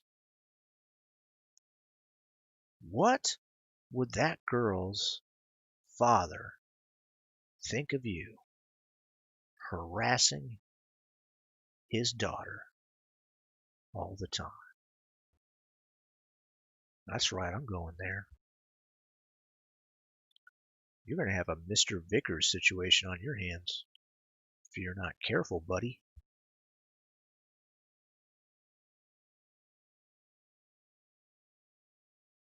Here's another question.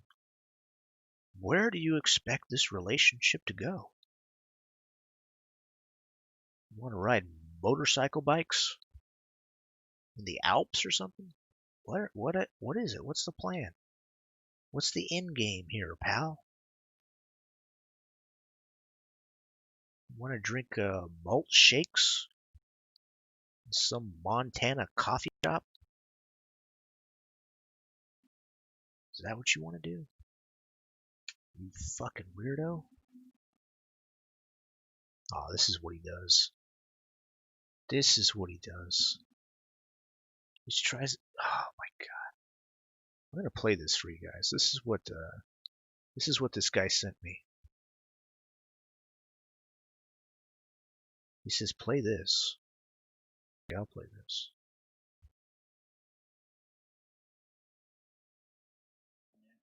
It's been months. It's been months.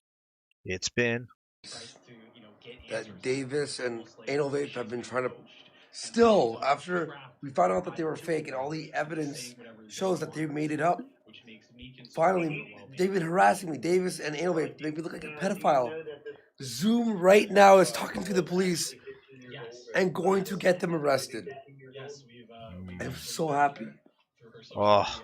I wait for what I have after, but Zoom.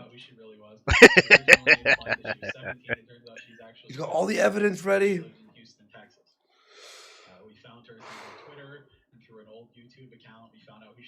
He's in tears. Oh god. Oh. This is like so fucking awesome. He did it. Zoom did it. He got the 56-year-old man. He did it. My co-host says, they got you, you piece of shit. They did. The walls are closing in.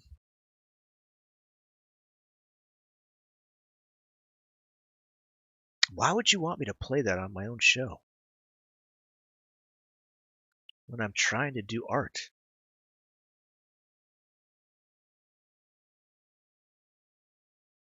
That's not very nice. Maybe that's the point. This fucking guy is not a nice guy. I've fallen into another trap. Obviously. I gotta be smarter about this, guys. Yet again, I've been outsmarted by a schizoid who is probably orbiting transvestite as we speak. Oh my god. Let me bring Mr. Owl in. Mr. Owl, welcome to the Night Beast art stream. What's up, boss? Nothing much. Just How you doing doing? some art. How about you? What I see is unreal. And I've written my own part. You said so yourself. I said, why me? And you said, why you, indeed. What are you talking about? Yesterday. Yesterday what? I just fucking wrestled with a fucking meth head on my fucking driveway. Oh, you did? Oh, yeah. I won. Walk me through that. Okay, so Well, I mean, why should I put up a fight? I'm gonna end up fucking killing somebody. I'm not doing that. Well, okay, no, hold on. Let's back up though. This is the seeds of a good story are here.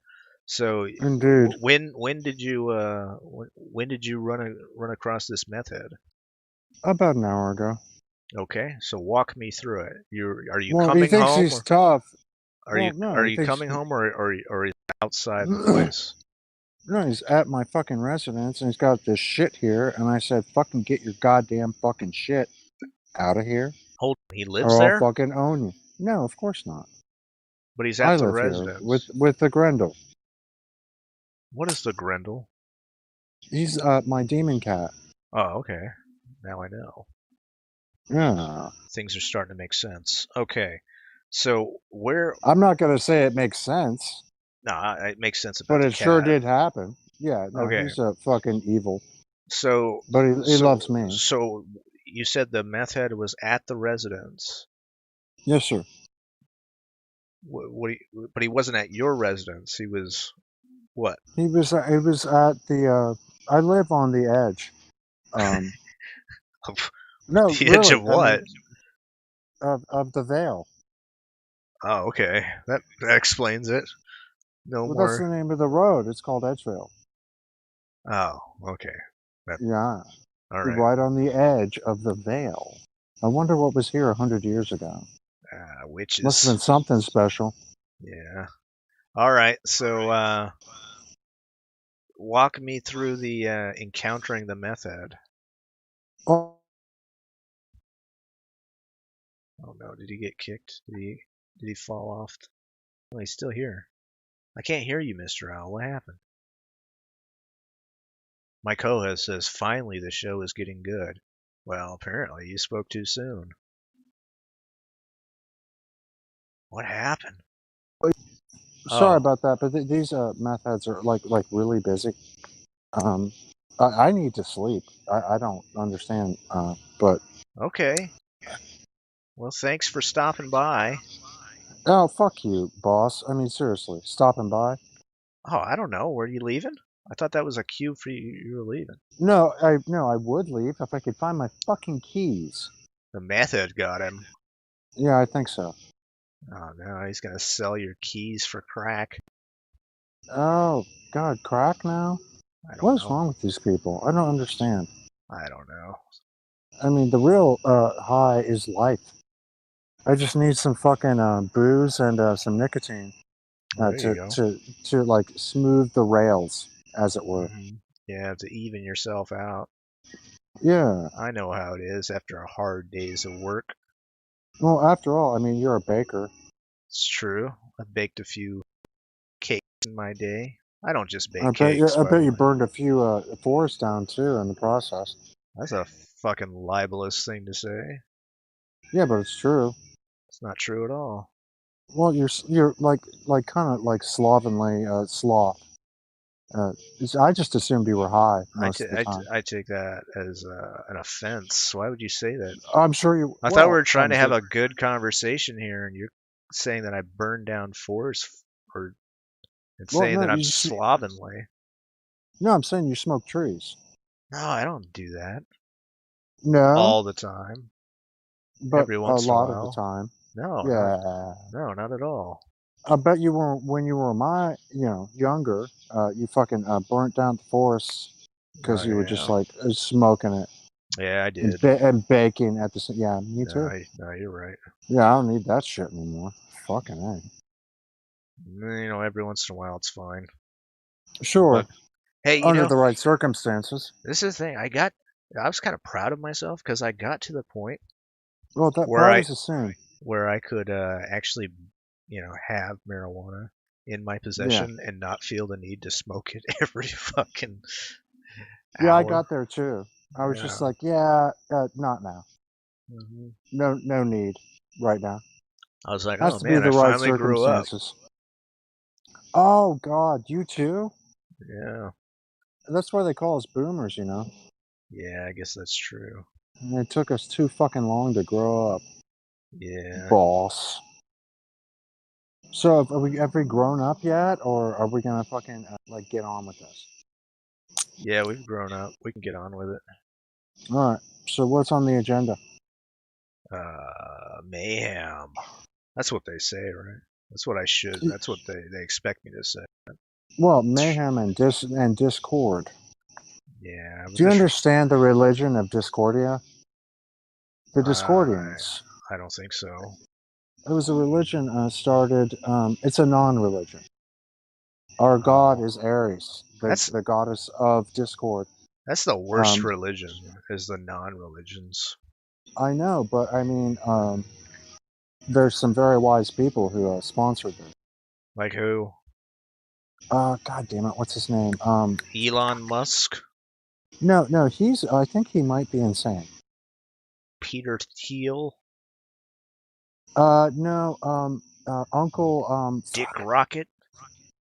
Hold on a second.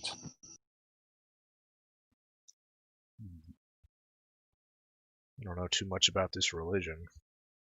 This doesn't seem right. Doesn't seem wrong either, now that I'm giving it more of a thought.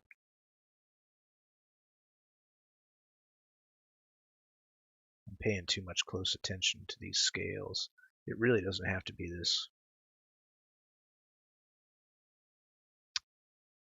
this involved, if I'm being honest. But whatever. Did he leave to go look up information about his religion?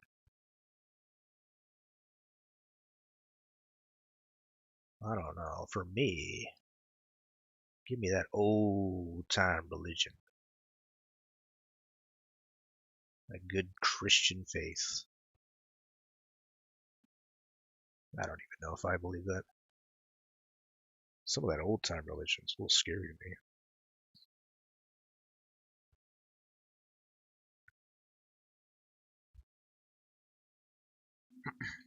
Not even talking to anybody anymore. Alright, let's see what Cliff Wallace. Oh, he's back in the VC. Alright. What happened? Whoa. What the fuck? Bring him back in the VC and he's like, oh, copyright strike.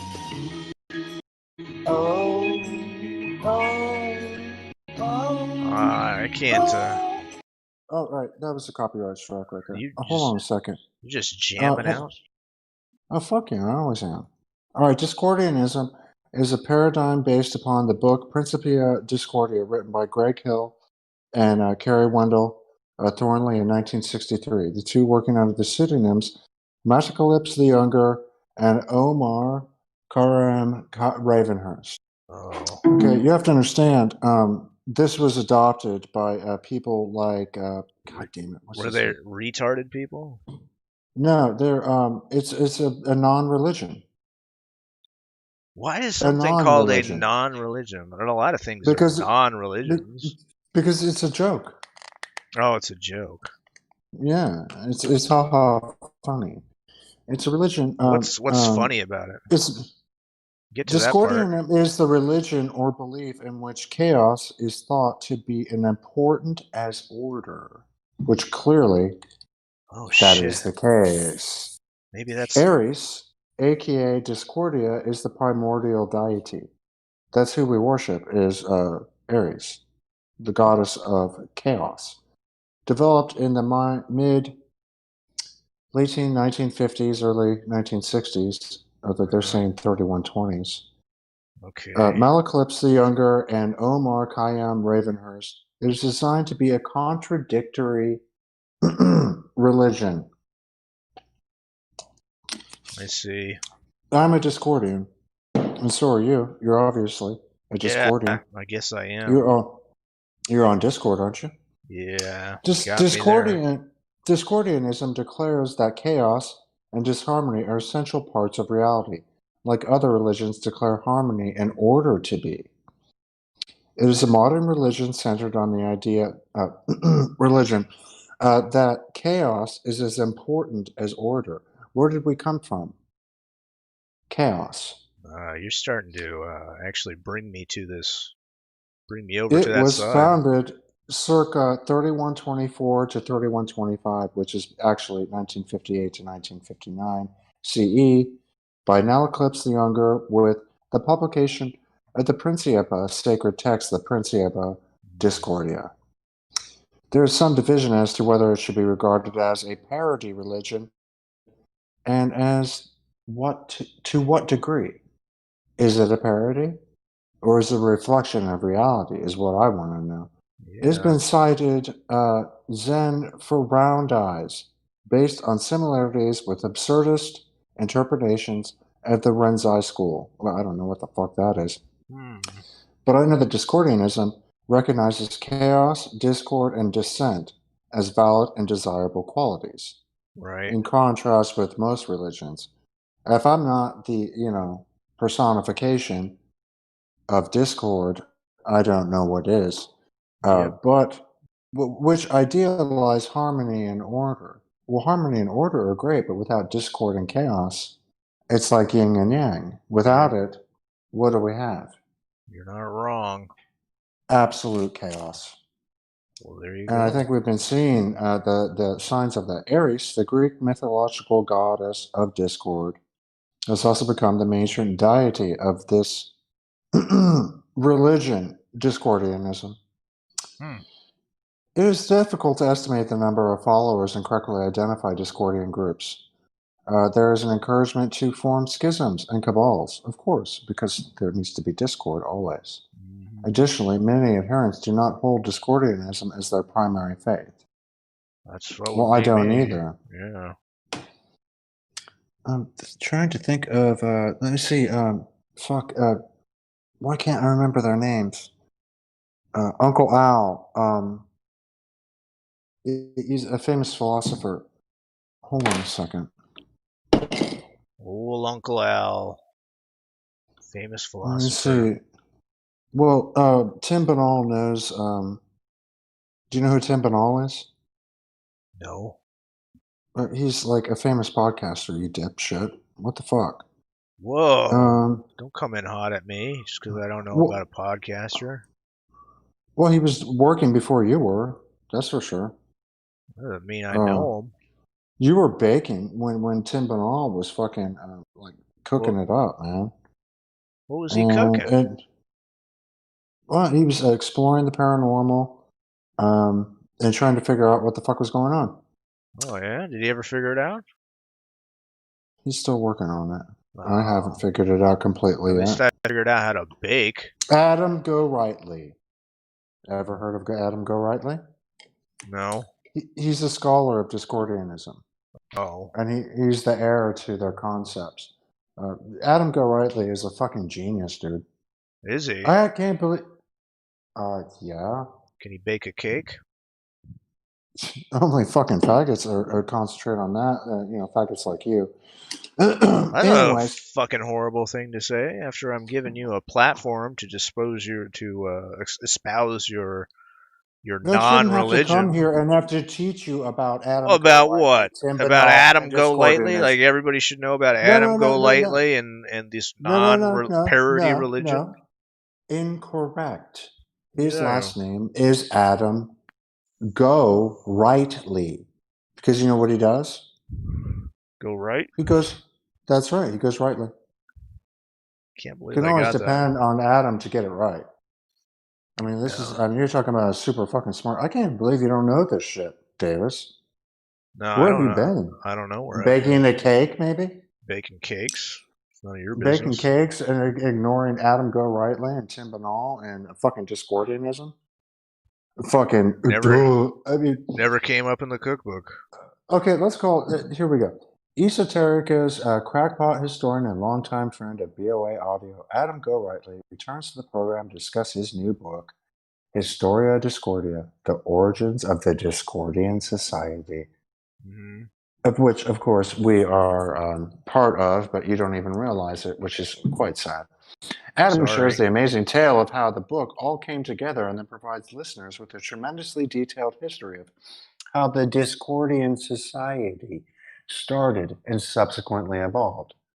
He takes us through Operation Mindfuck, as well as explains the Principia Discordia and how it changed over the years. Adam also talks about the role. Adam, that's it. Uncle Bob, Robert Anton Wilson, had in spreading the gospel of Discordia. I suppose you've never heard of Oh, Robert Robert Anton Wilson. Anton Wilson. Mm-hmm. Yeah, of course I've heard of IM. Yeah, he's a Discordian. Well, that makes Adam sense. also talks about the role Robert Anton Wilson had in spreading the gospel of Discordianism, as That guy's well a as the great. Discordianism. He's a great baker, by the way. I don't know if you know that. He's a great thinker. Yep. Are you, Davis? Well, he doesn't. Are you Not thinking really. now? Well, can you think a little harder? I'll try. I mean, you're supposed to be our fucking boss. Well, Get your shit together. Trying. Okay. Well, I'll wait. And she'll wake up eventually. You just got to be patient. That's a fucking horrible thing to say. That's a dig at But my she wife. will. No, but she's going to wake up. I'm sure of it. Why'd you bring that up? Because it's important. To make me feel less than a man? But that's... No, because that's when we lost you. Is when you lost her. That's a good point. I should know. All right. It's going to be all right, boss. I swear. Thanks. She'll wake up. Okay. But we got to keep working. Okay, so Adam also talks about the role Robert Anton Wilson had in spreading the gospel of Discordianism, as well as the Discordian Society co-founder Kerry Thornley and his connection to the Kennedy assassination mythos. What? Specifically, the investigation by Jim Garrison. Additionally, they reflect on how times have changed and how the Discordian Society was really a product of its time in many ways. We learn what became of the various players in the creation of the Discordian Society as what Discordianism has become today. All right, this aired in 2014. I remember listening to this, but it's just as relevant today as it was then. If not more so. If not more so. That's correct. See, you're waking up. I am. You're a fucking Discordian. My third eye is open. Oh, no. Is it going to bake a cake? Why'd you say that? Because I'd like a cake. God damn it, the fucking cat's in the street again. Why does he keep doing this? Little Krangle. Oh, shit. No, he's after another rabbit. I swear to God, he can run like 35 miles an hour. I know you're outside because I can hear the cicadas. Yeah, there's one right here to the left of the door. It's going to shed its skin tonight.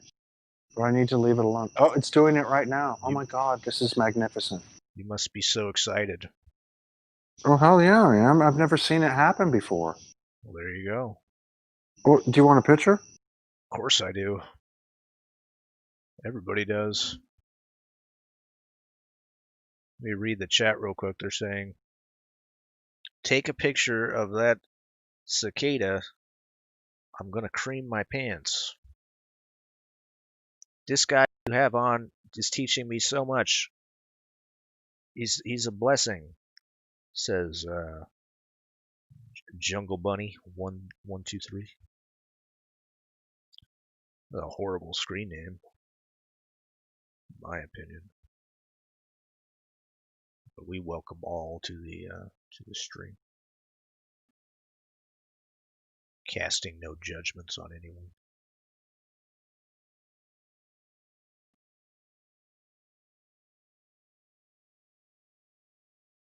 Right now, Mr. Owl is taking a picture of a bug. I'll be right back.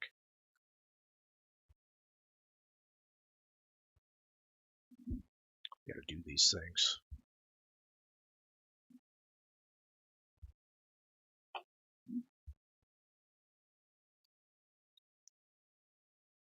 All right, we're trying to get this top vest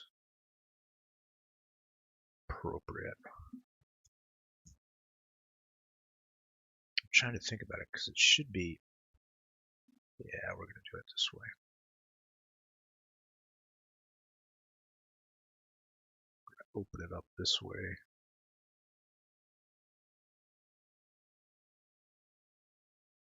So that'll make a lot more sense.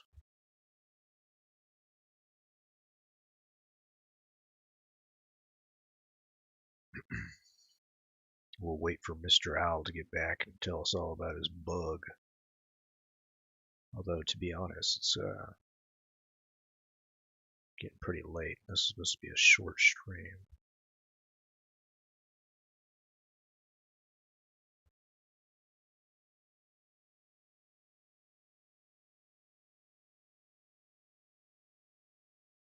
Cake baking, the paranormal Discordia and art. Now, we should have named it that. The stream.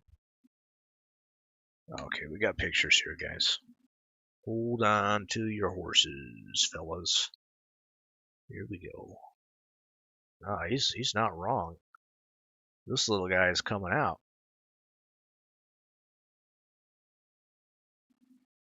Look at this. This is incredible. This is coming out party.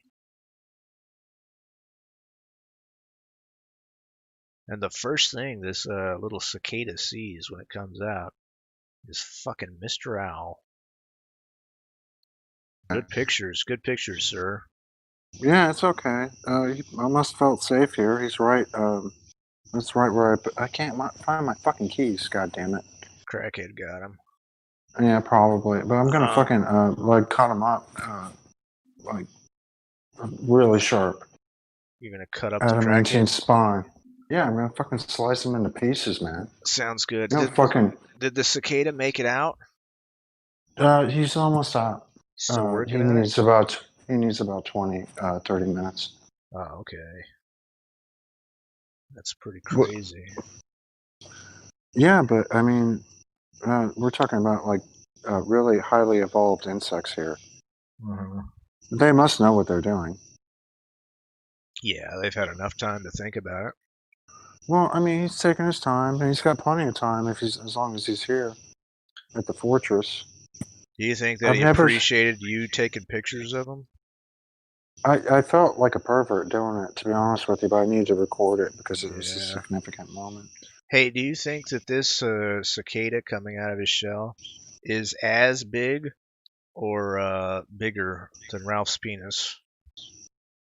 No, this guy's going to be fucking bigger than everybody, dude. I'll tell you what, his lineage probably goes back several million years, unbroken. Ralph is just like really disgusting, and from what I've seen, you should probably just like harvest the what was it when we would hunt whales and we would get their fucking blubber? Maybe you should just like harvest the blubber and like light a lamp or something. Use his oil for good. Yes. I mean, because God knows he's got enough of it. He's fucking disgusting, dude. I mean, Jesus Christ. But think about it this way. You're an 18-year-old girl, and you have your whole life ahead of you. Mm-hmm. Wouldn't you want to have sex with a disgusting 34-year-old well, fella? I knew an 18-year-old girl, and guess what? She wanted to have... I was 19. So you know what we did? That's appropriate. Yeah, we got married. I mean, it was love. I mean, basically, he's absolutely gross and disgusting. Is he still at it? Isn't he in jail yet? No, not yet. So he's basically just like walking the edge. He is walking the proverbial edge. Yeah, but nobody's a better edge walker than me. I can prove it. Yeah. Well, I know and mind you, I'm not breaking any fucking laws either. Nope. I'm just looking at what's going on the periphery, and there's some amazing shit. Dude, he's gonna pop out of here and fucking fly inside. I gotta close the door or something. Yeah. Be like, because his wings will take a little while to dry off. Yeah. Oh my god. We'll come in and get a crack I wish you could pipe. see this. Dude, he just like sprouted like his legs are bright green. Oh my god. Oh my god. What a beautiful baby boy. Dude, he's fucking fantastic, dude. Yeah. Wow. You realize these guys were doing this on the bottom side of the leaves of my hostas in my garden. It's pretty good. Pretty great. Why doesn't anybody notice stuff like this, Davis? Well, they're probably too busy with their But meaningless lives. yeah, but life has a lot of meaning if you just like take a look around and see what's going on around you. If you just see a few bugs every once in a while, then you'll I think realize cicadas are a little bit more than bugs. they're still Yeah, bugs, he's though. come out and his legs are bright green. This is that's one of the most gorgeous shades of green I think I've ever seen. Wow, this is amazing. It's a beautiful thing. It's like witnessing a birth of a little bug. That's exactly what this is. This is going to be just like when Faith gives birth to a ghoulie. Or a gunt. One and the same, I think. We can harvest their fucking blubber when they're done. Okay. Hold on a second. What if Faith doesn't get pregnant, but Ralph does? Well, I'll tell you what. I mean, his dick is so short. I really doubt he's gonna have much luck. Okay. I mean, he's got to have a baby dick going on. I mean, just look at him. I doubt he can even see his dick when he pisses. When people interact with my work, I really No! want them Stop to that. understand. What They are you want doing? us to understand. I'm just gonna play like an angel singing. Don't play an angel singing. I don't want to hear that. What, dude? She's fucking gorgeous. And why wouldn't you want to hear her sing? I know that song, and yeah, it's a good song, but I can't Yeah, listen to it on your thing. It's all right. I'll go outside and I'll look at the cicada. Okay, you do that. I'll bring Dr. G on. Okay. Dr. G. What's up, man? I'm bringing Dr. G in. I don't know if he has anything to say. Dr. G, welcome to the stream. How you doing? Dr. G. Welcome to the stream. How you doing? Hello? Hello, Dr. G. Hello? My name is Yes? Dr. G. Yes? Welcome to the stream. Who are you? My name is Davis, and this is a wildly popular nighttime I'm stream. from the Republic of Guntanesia. Oh my god. Alright, we'll go with this. I am the man who brings philosophy of Guntian dialectics. Okay, you're losing your accent, but I understand that it's not easy. Go ahead.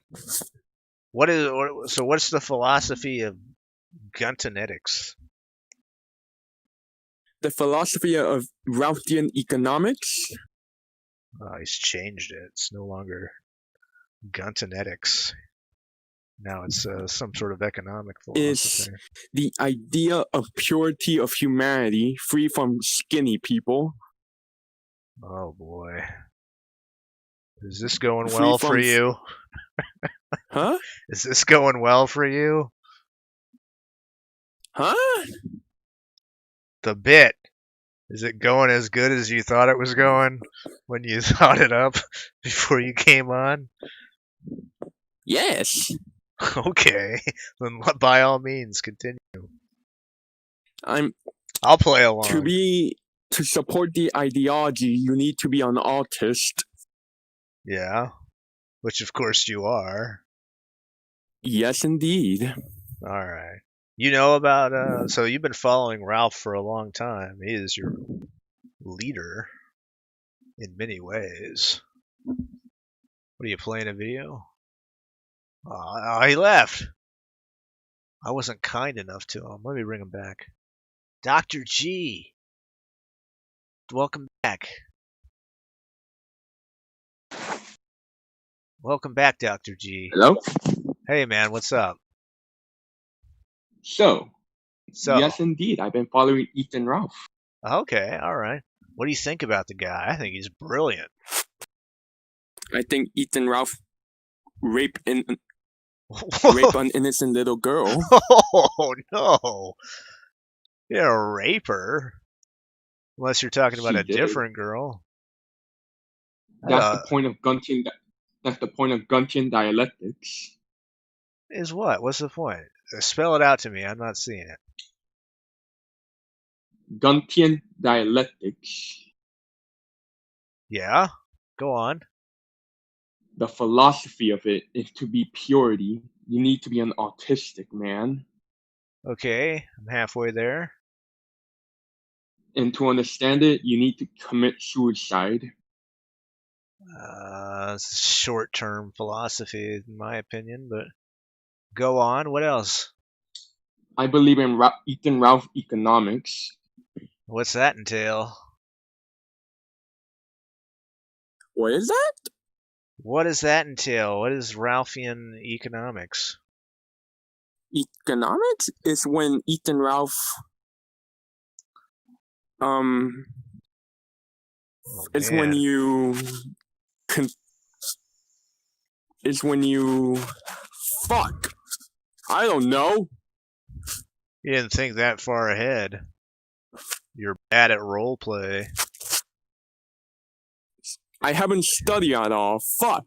You haven't thought the bit through, I guess. We got more pictures of the cicada for everybody. It's really compelling. A lot more compelling than this bit you're doing, I'll tell you that much. Some sexy cicadas.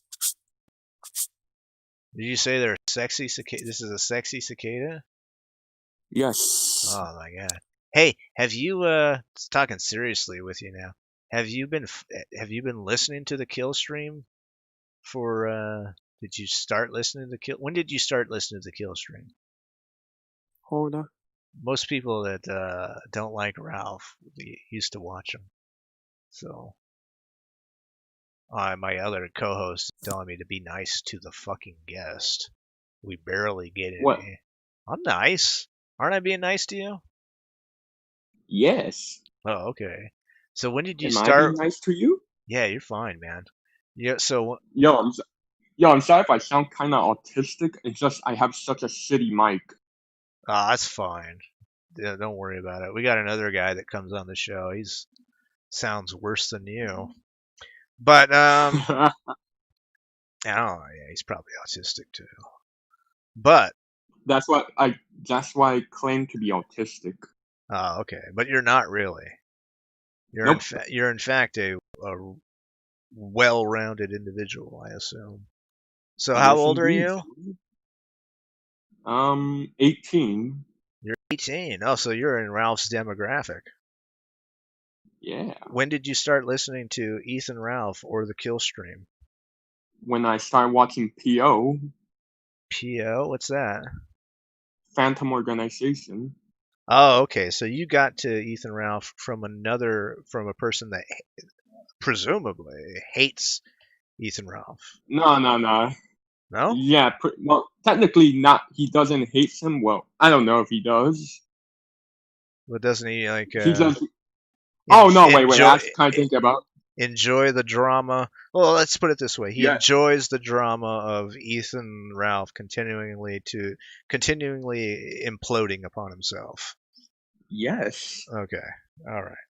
And by far, the best moment I knew about Ethan Ralph is from his sex tape. Oh, okay. So you watched that? Yeah. I tried to make a speed run. Tried to do a speed run on it? Yes. To break my world record. Oh my god. Well, that's pretty good. Let me ask you a question. So you watched the thing. Are you watching the stream right now? Yep. Okay, in a few seconds it's going to be brought up on the screen. It's in the sex tape, but it's the cabinet that was behind it that's in his room. This is the empty room. And this is the room, and he has this like board that's trying to keep one of these doors closed. What do you think is in that? What do you think is in that little cabinet? Probably someone's beheaded head. Well, you wouldn't need to keep a beheaded head from crawling out of there. That doesn't move. What do you think is in there? I don't know.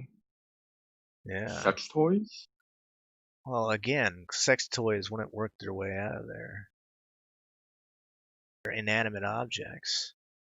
Now, Cliff, Fuck, I don't know. my co-host, says it's the mother.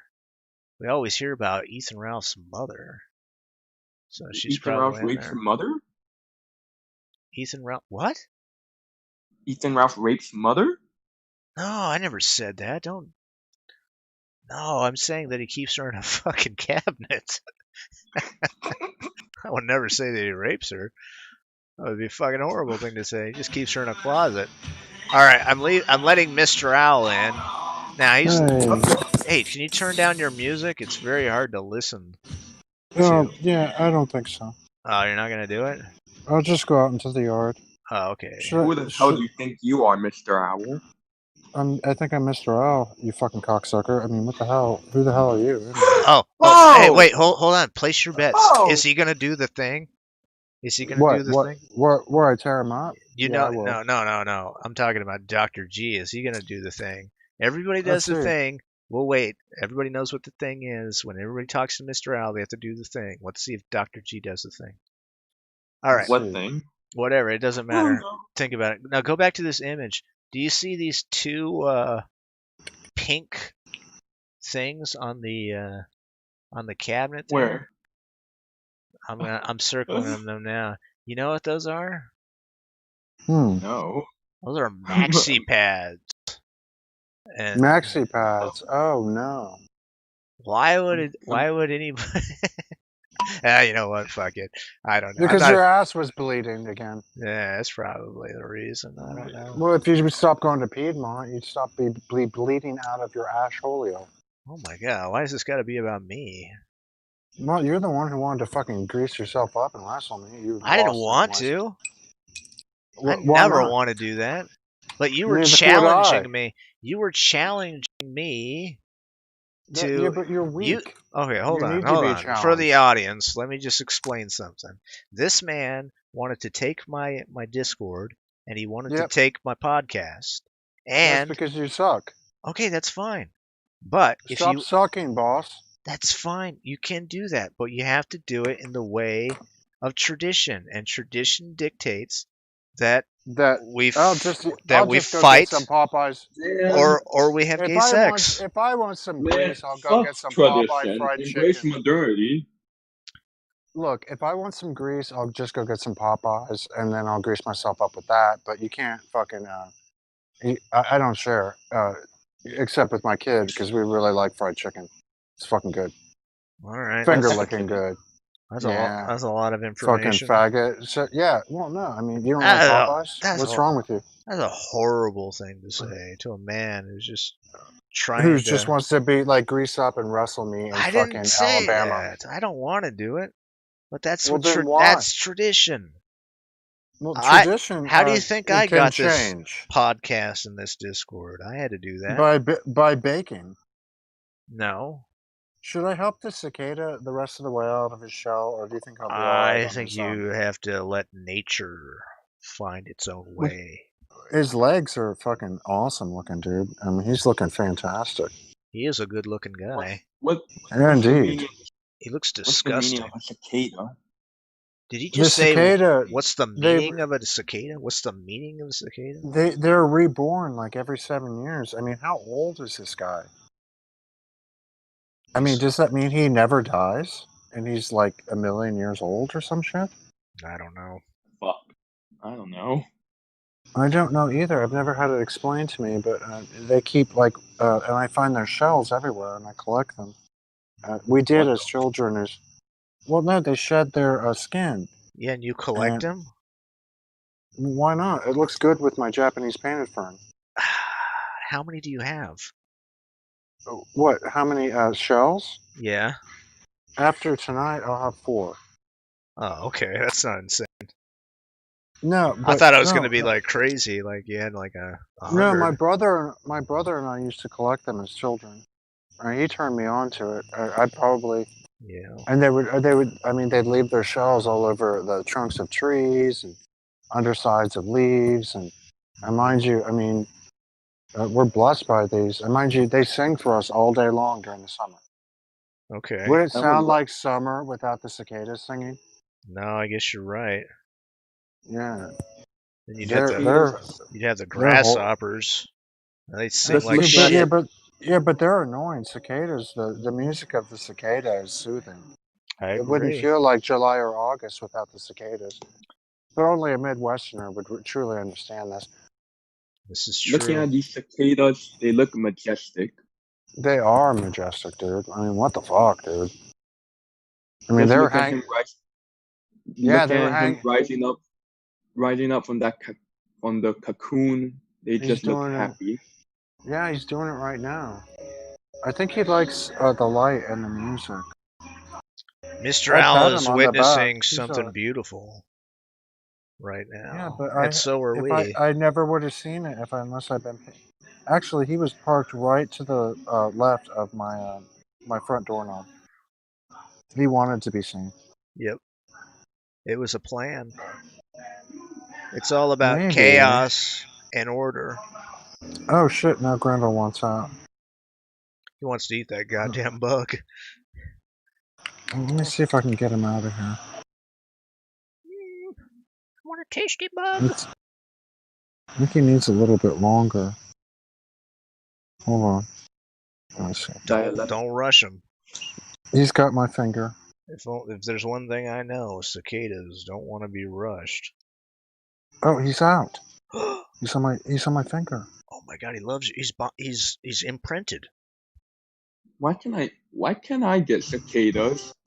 Where do you live? Oh my god, dude, he's so beautiful. Where do you live, Dr. G? Maybe it's not in your area.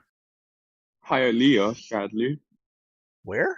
Don't Hialeah, Florida, Hialeah. Oh, you should get cicadas. That's a little too far south. The only thing I get is just flying cockroaches. Oh, okay. Cicadas don't like it too wet. They don't live in swamps. Yeah, that's true. We get them down here in Texas. I mean, Georgia. Oh, yeah, sure. Texas, Georgia, whatever. It's like the same fucking thing. Yeah, he's on my middle finger. On his wings. By tomorrow night, or a few nights from now, they should grow out nicely. I gotta make sure he's safe, though. Yeah. Where can I put him where I'll be safe? Do you have a little matchbox? That would be cute. Well, no, I've got the garden. Make a little bed out of a matchbox and tuck him in there and take a picture. For longer than, yeah, but they've been doing this for longer than we've been on this planet. Yeah, so. Only because good men, have made little matchbox beds for them. He's a looker, that's for sure. He's tickling my finger. He loves you. He thinks you're the best. Well, he's really a handsome fella. Yep. Should I let the Grant out? Yeah, might as well. Come on, Grant. Just let her know not to eat bugs. Or not that bug. It's him. He's a boy. I'm sorry. To misgender your cat, that was insulting of me. Well, Grendel is a male name anyways. Yeah, that was my bad. I wish you could see the cicada. It's just a beautiful creature. I kind of already have seen this creature. In a way. Those are just its brothers and sisters. Maybe I should just change my name to Dr. Cicada. I can't do with the background music, man. I just can't do it. There you go. Alright, fucking cocksucker. Whoa! You watch that language, Mr. Owl. I know, I'm terrible. Alright, let me get some pictures of this guy. Yeah, take a picture of the little matchbox bed. We want to see some happy cicadas. He seems pretty happy. He was he outgrew his skin. Yeah. Oh, I just tried to. Little guy. Just a little. I just tried to search a cicada right now, and the first thing I just saw is just a hornet killing one. Oh no. Fuck. There we go. Don't say that around the cicada. There we go. Sorry. That's Tell a perfect him shot. there's no such things as Where does he hornets. want to go to sleep tonight? It's a real question. Where What? can he go? I don't know. Can he find a place in your ear?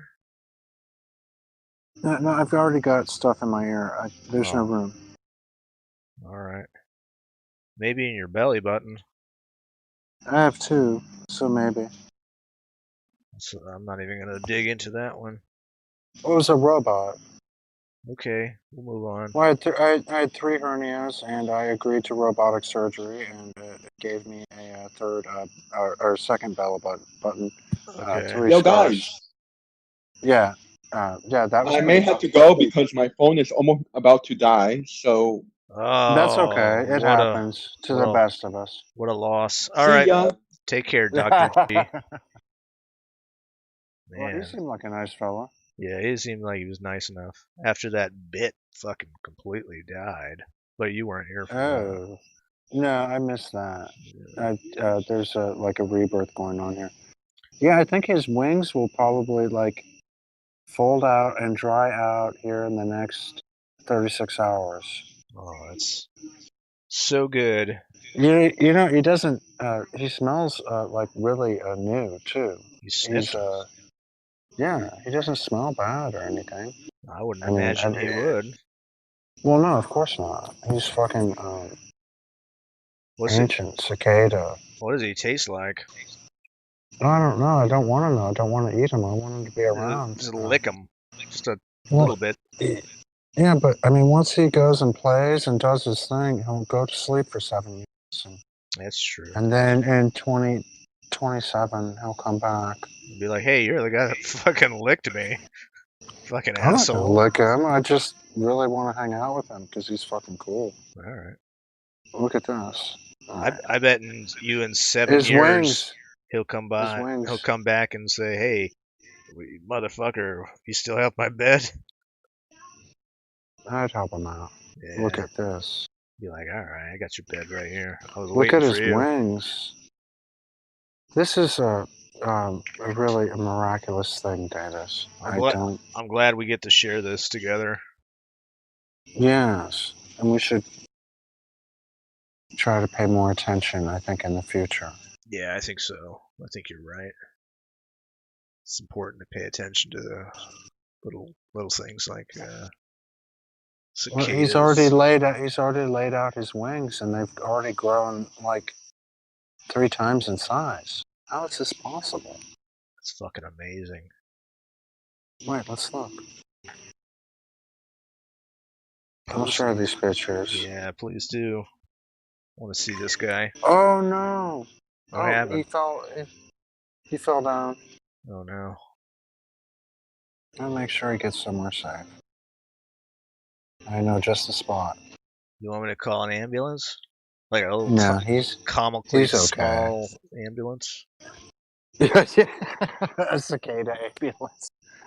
That's right. Maybe like a. Okay, well, there's the tree here, and they seem to like this one. Here you go. Go on.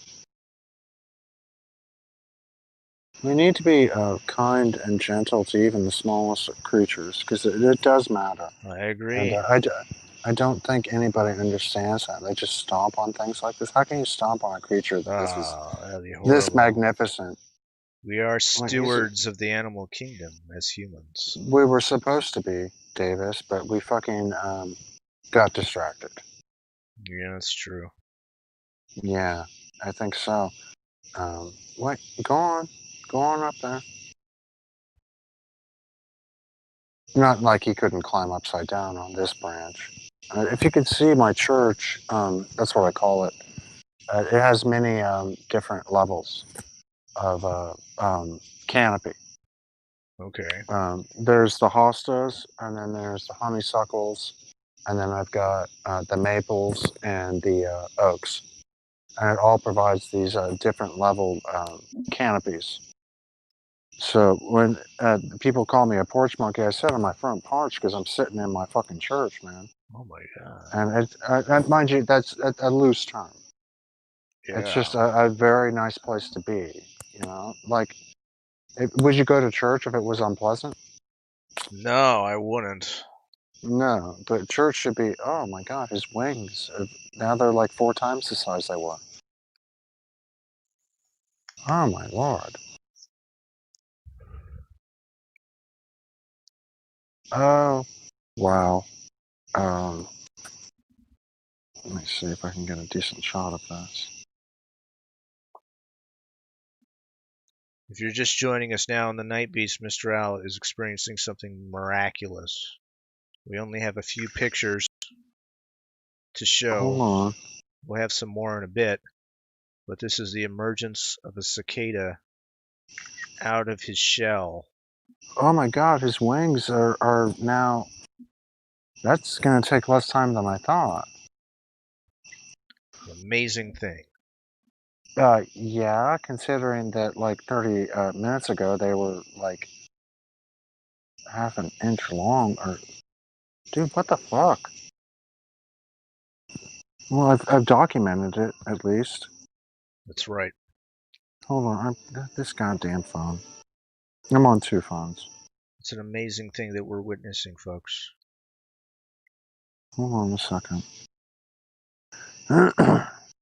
We thought we were here just to read Ethan Ralph's messages with Mr. Vickers, but it Yeah, but turns out, he's like really foul. I'm showing you things that are like absolutely yep, like wonderful. this is a far All more right. important thing. Okay. Well, the sequence I'm going to show you now happened over while I was talking to you. While it happened. Yep, It was less than 10 minutes. that's right. Let's see if we can get this on the server. Hmm. Hold on a second. All right. There we go. It'll probably crash my phone, but it'll be worth it.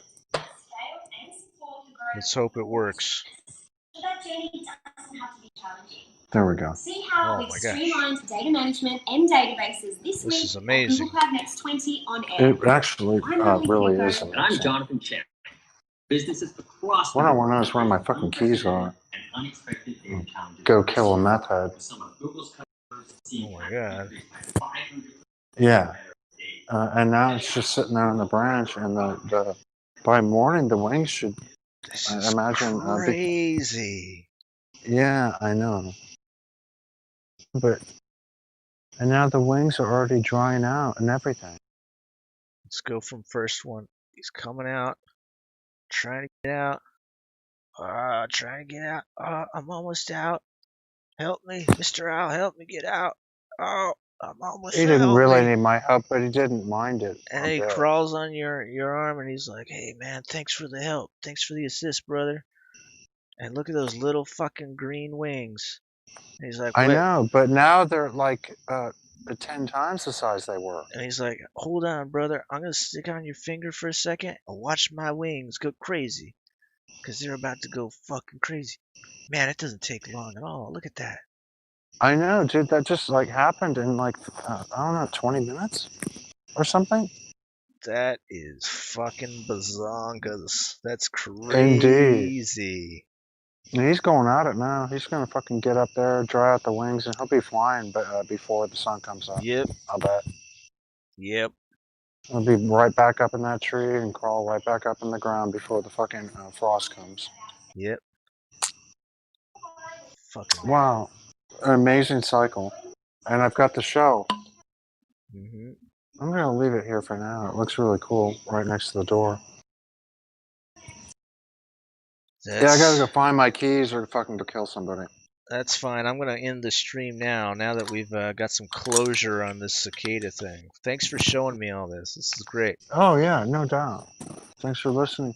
All right, I'll talk guys. to you later, boss. Yep. Take it easy. Everybody out there in the audience who got to witness it, it's truly a miraculous thing that we wouldn't normally see. But I'm cycling through it again. Look at this one. Those are the wings. Those are the little fucking wings. And in a matter of 10-15 minutes, as Mr. Alice described, these little green leaf-like wings turned into this.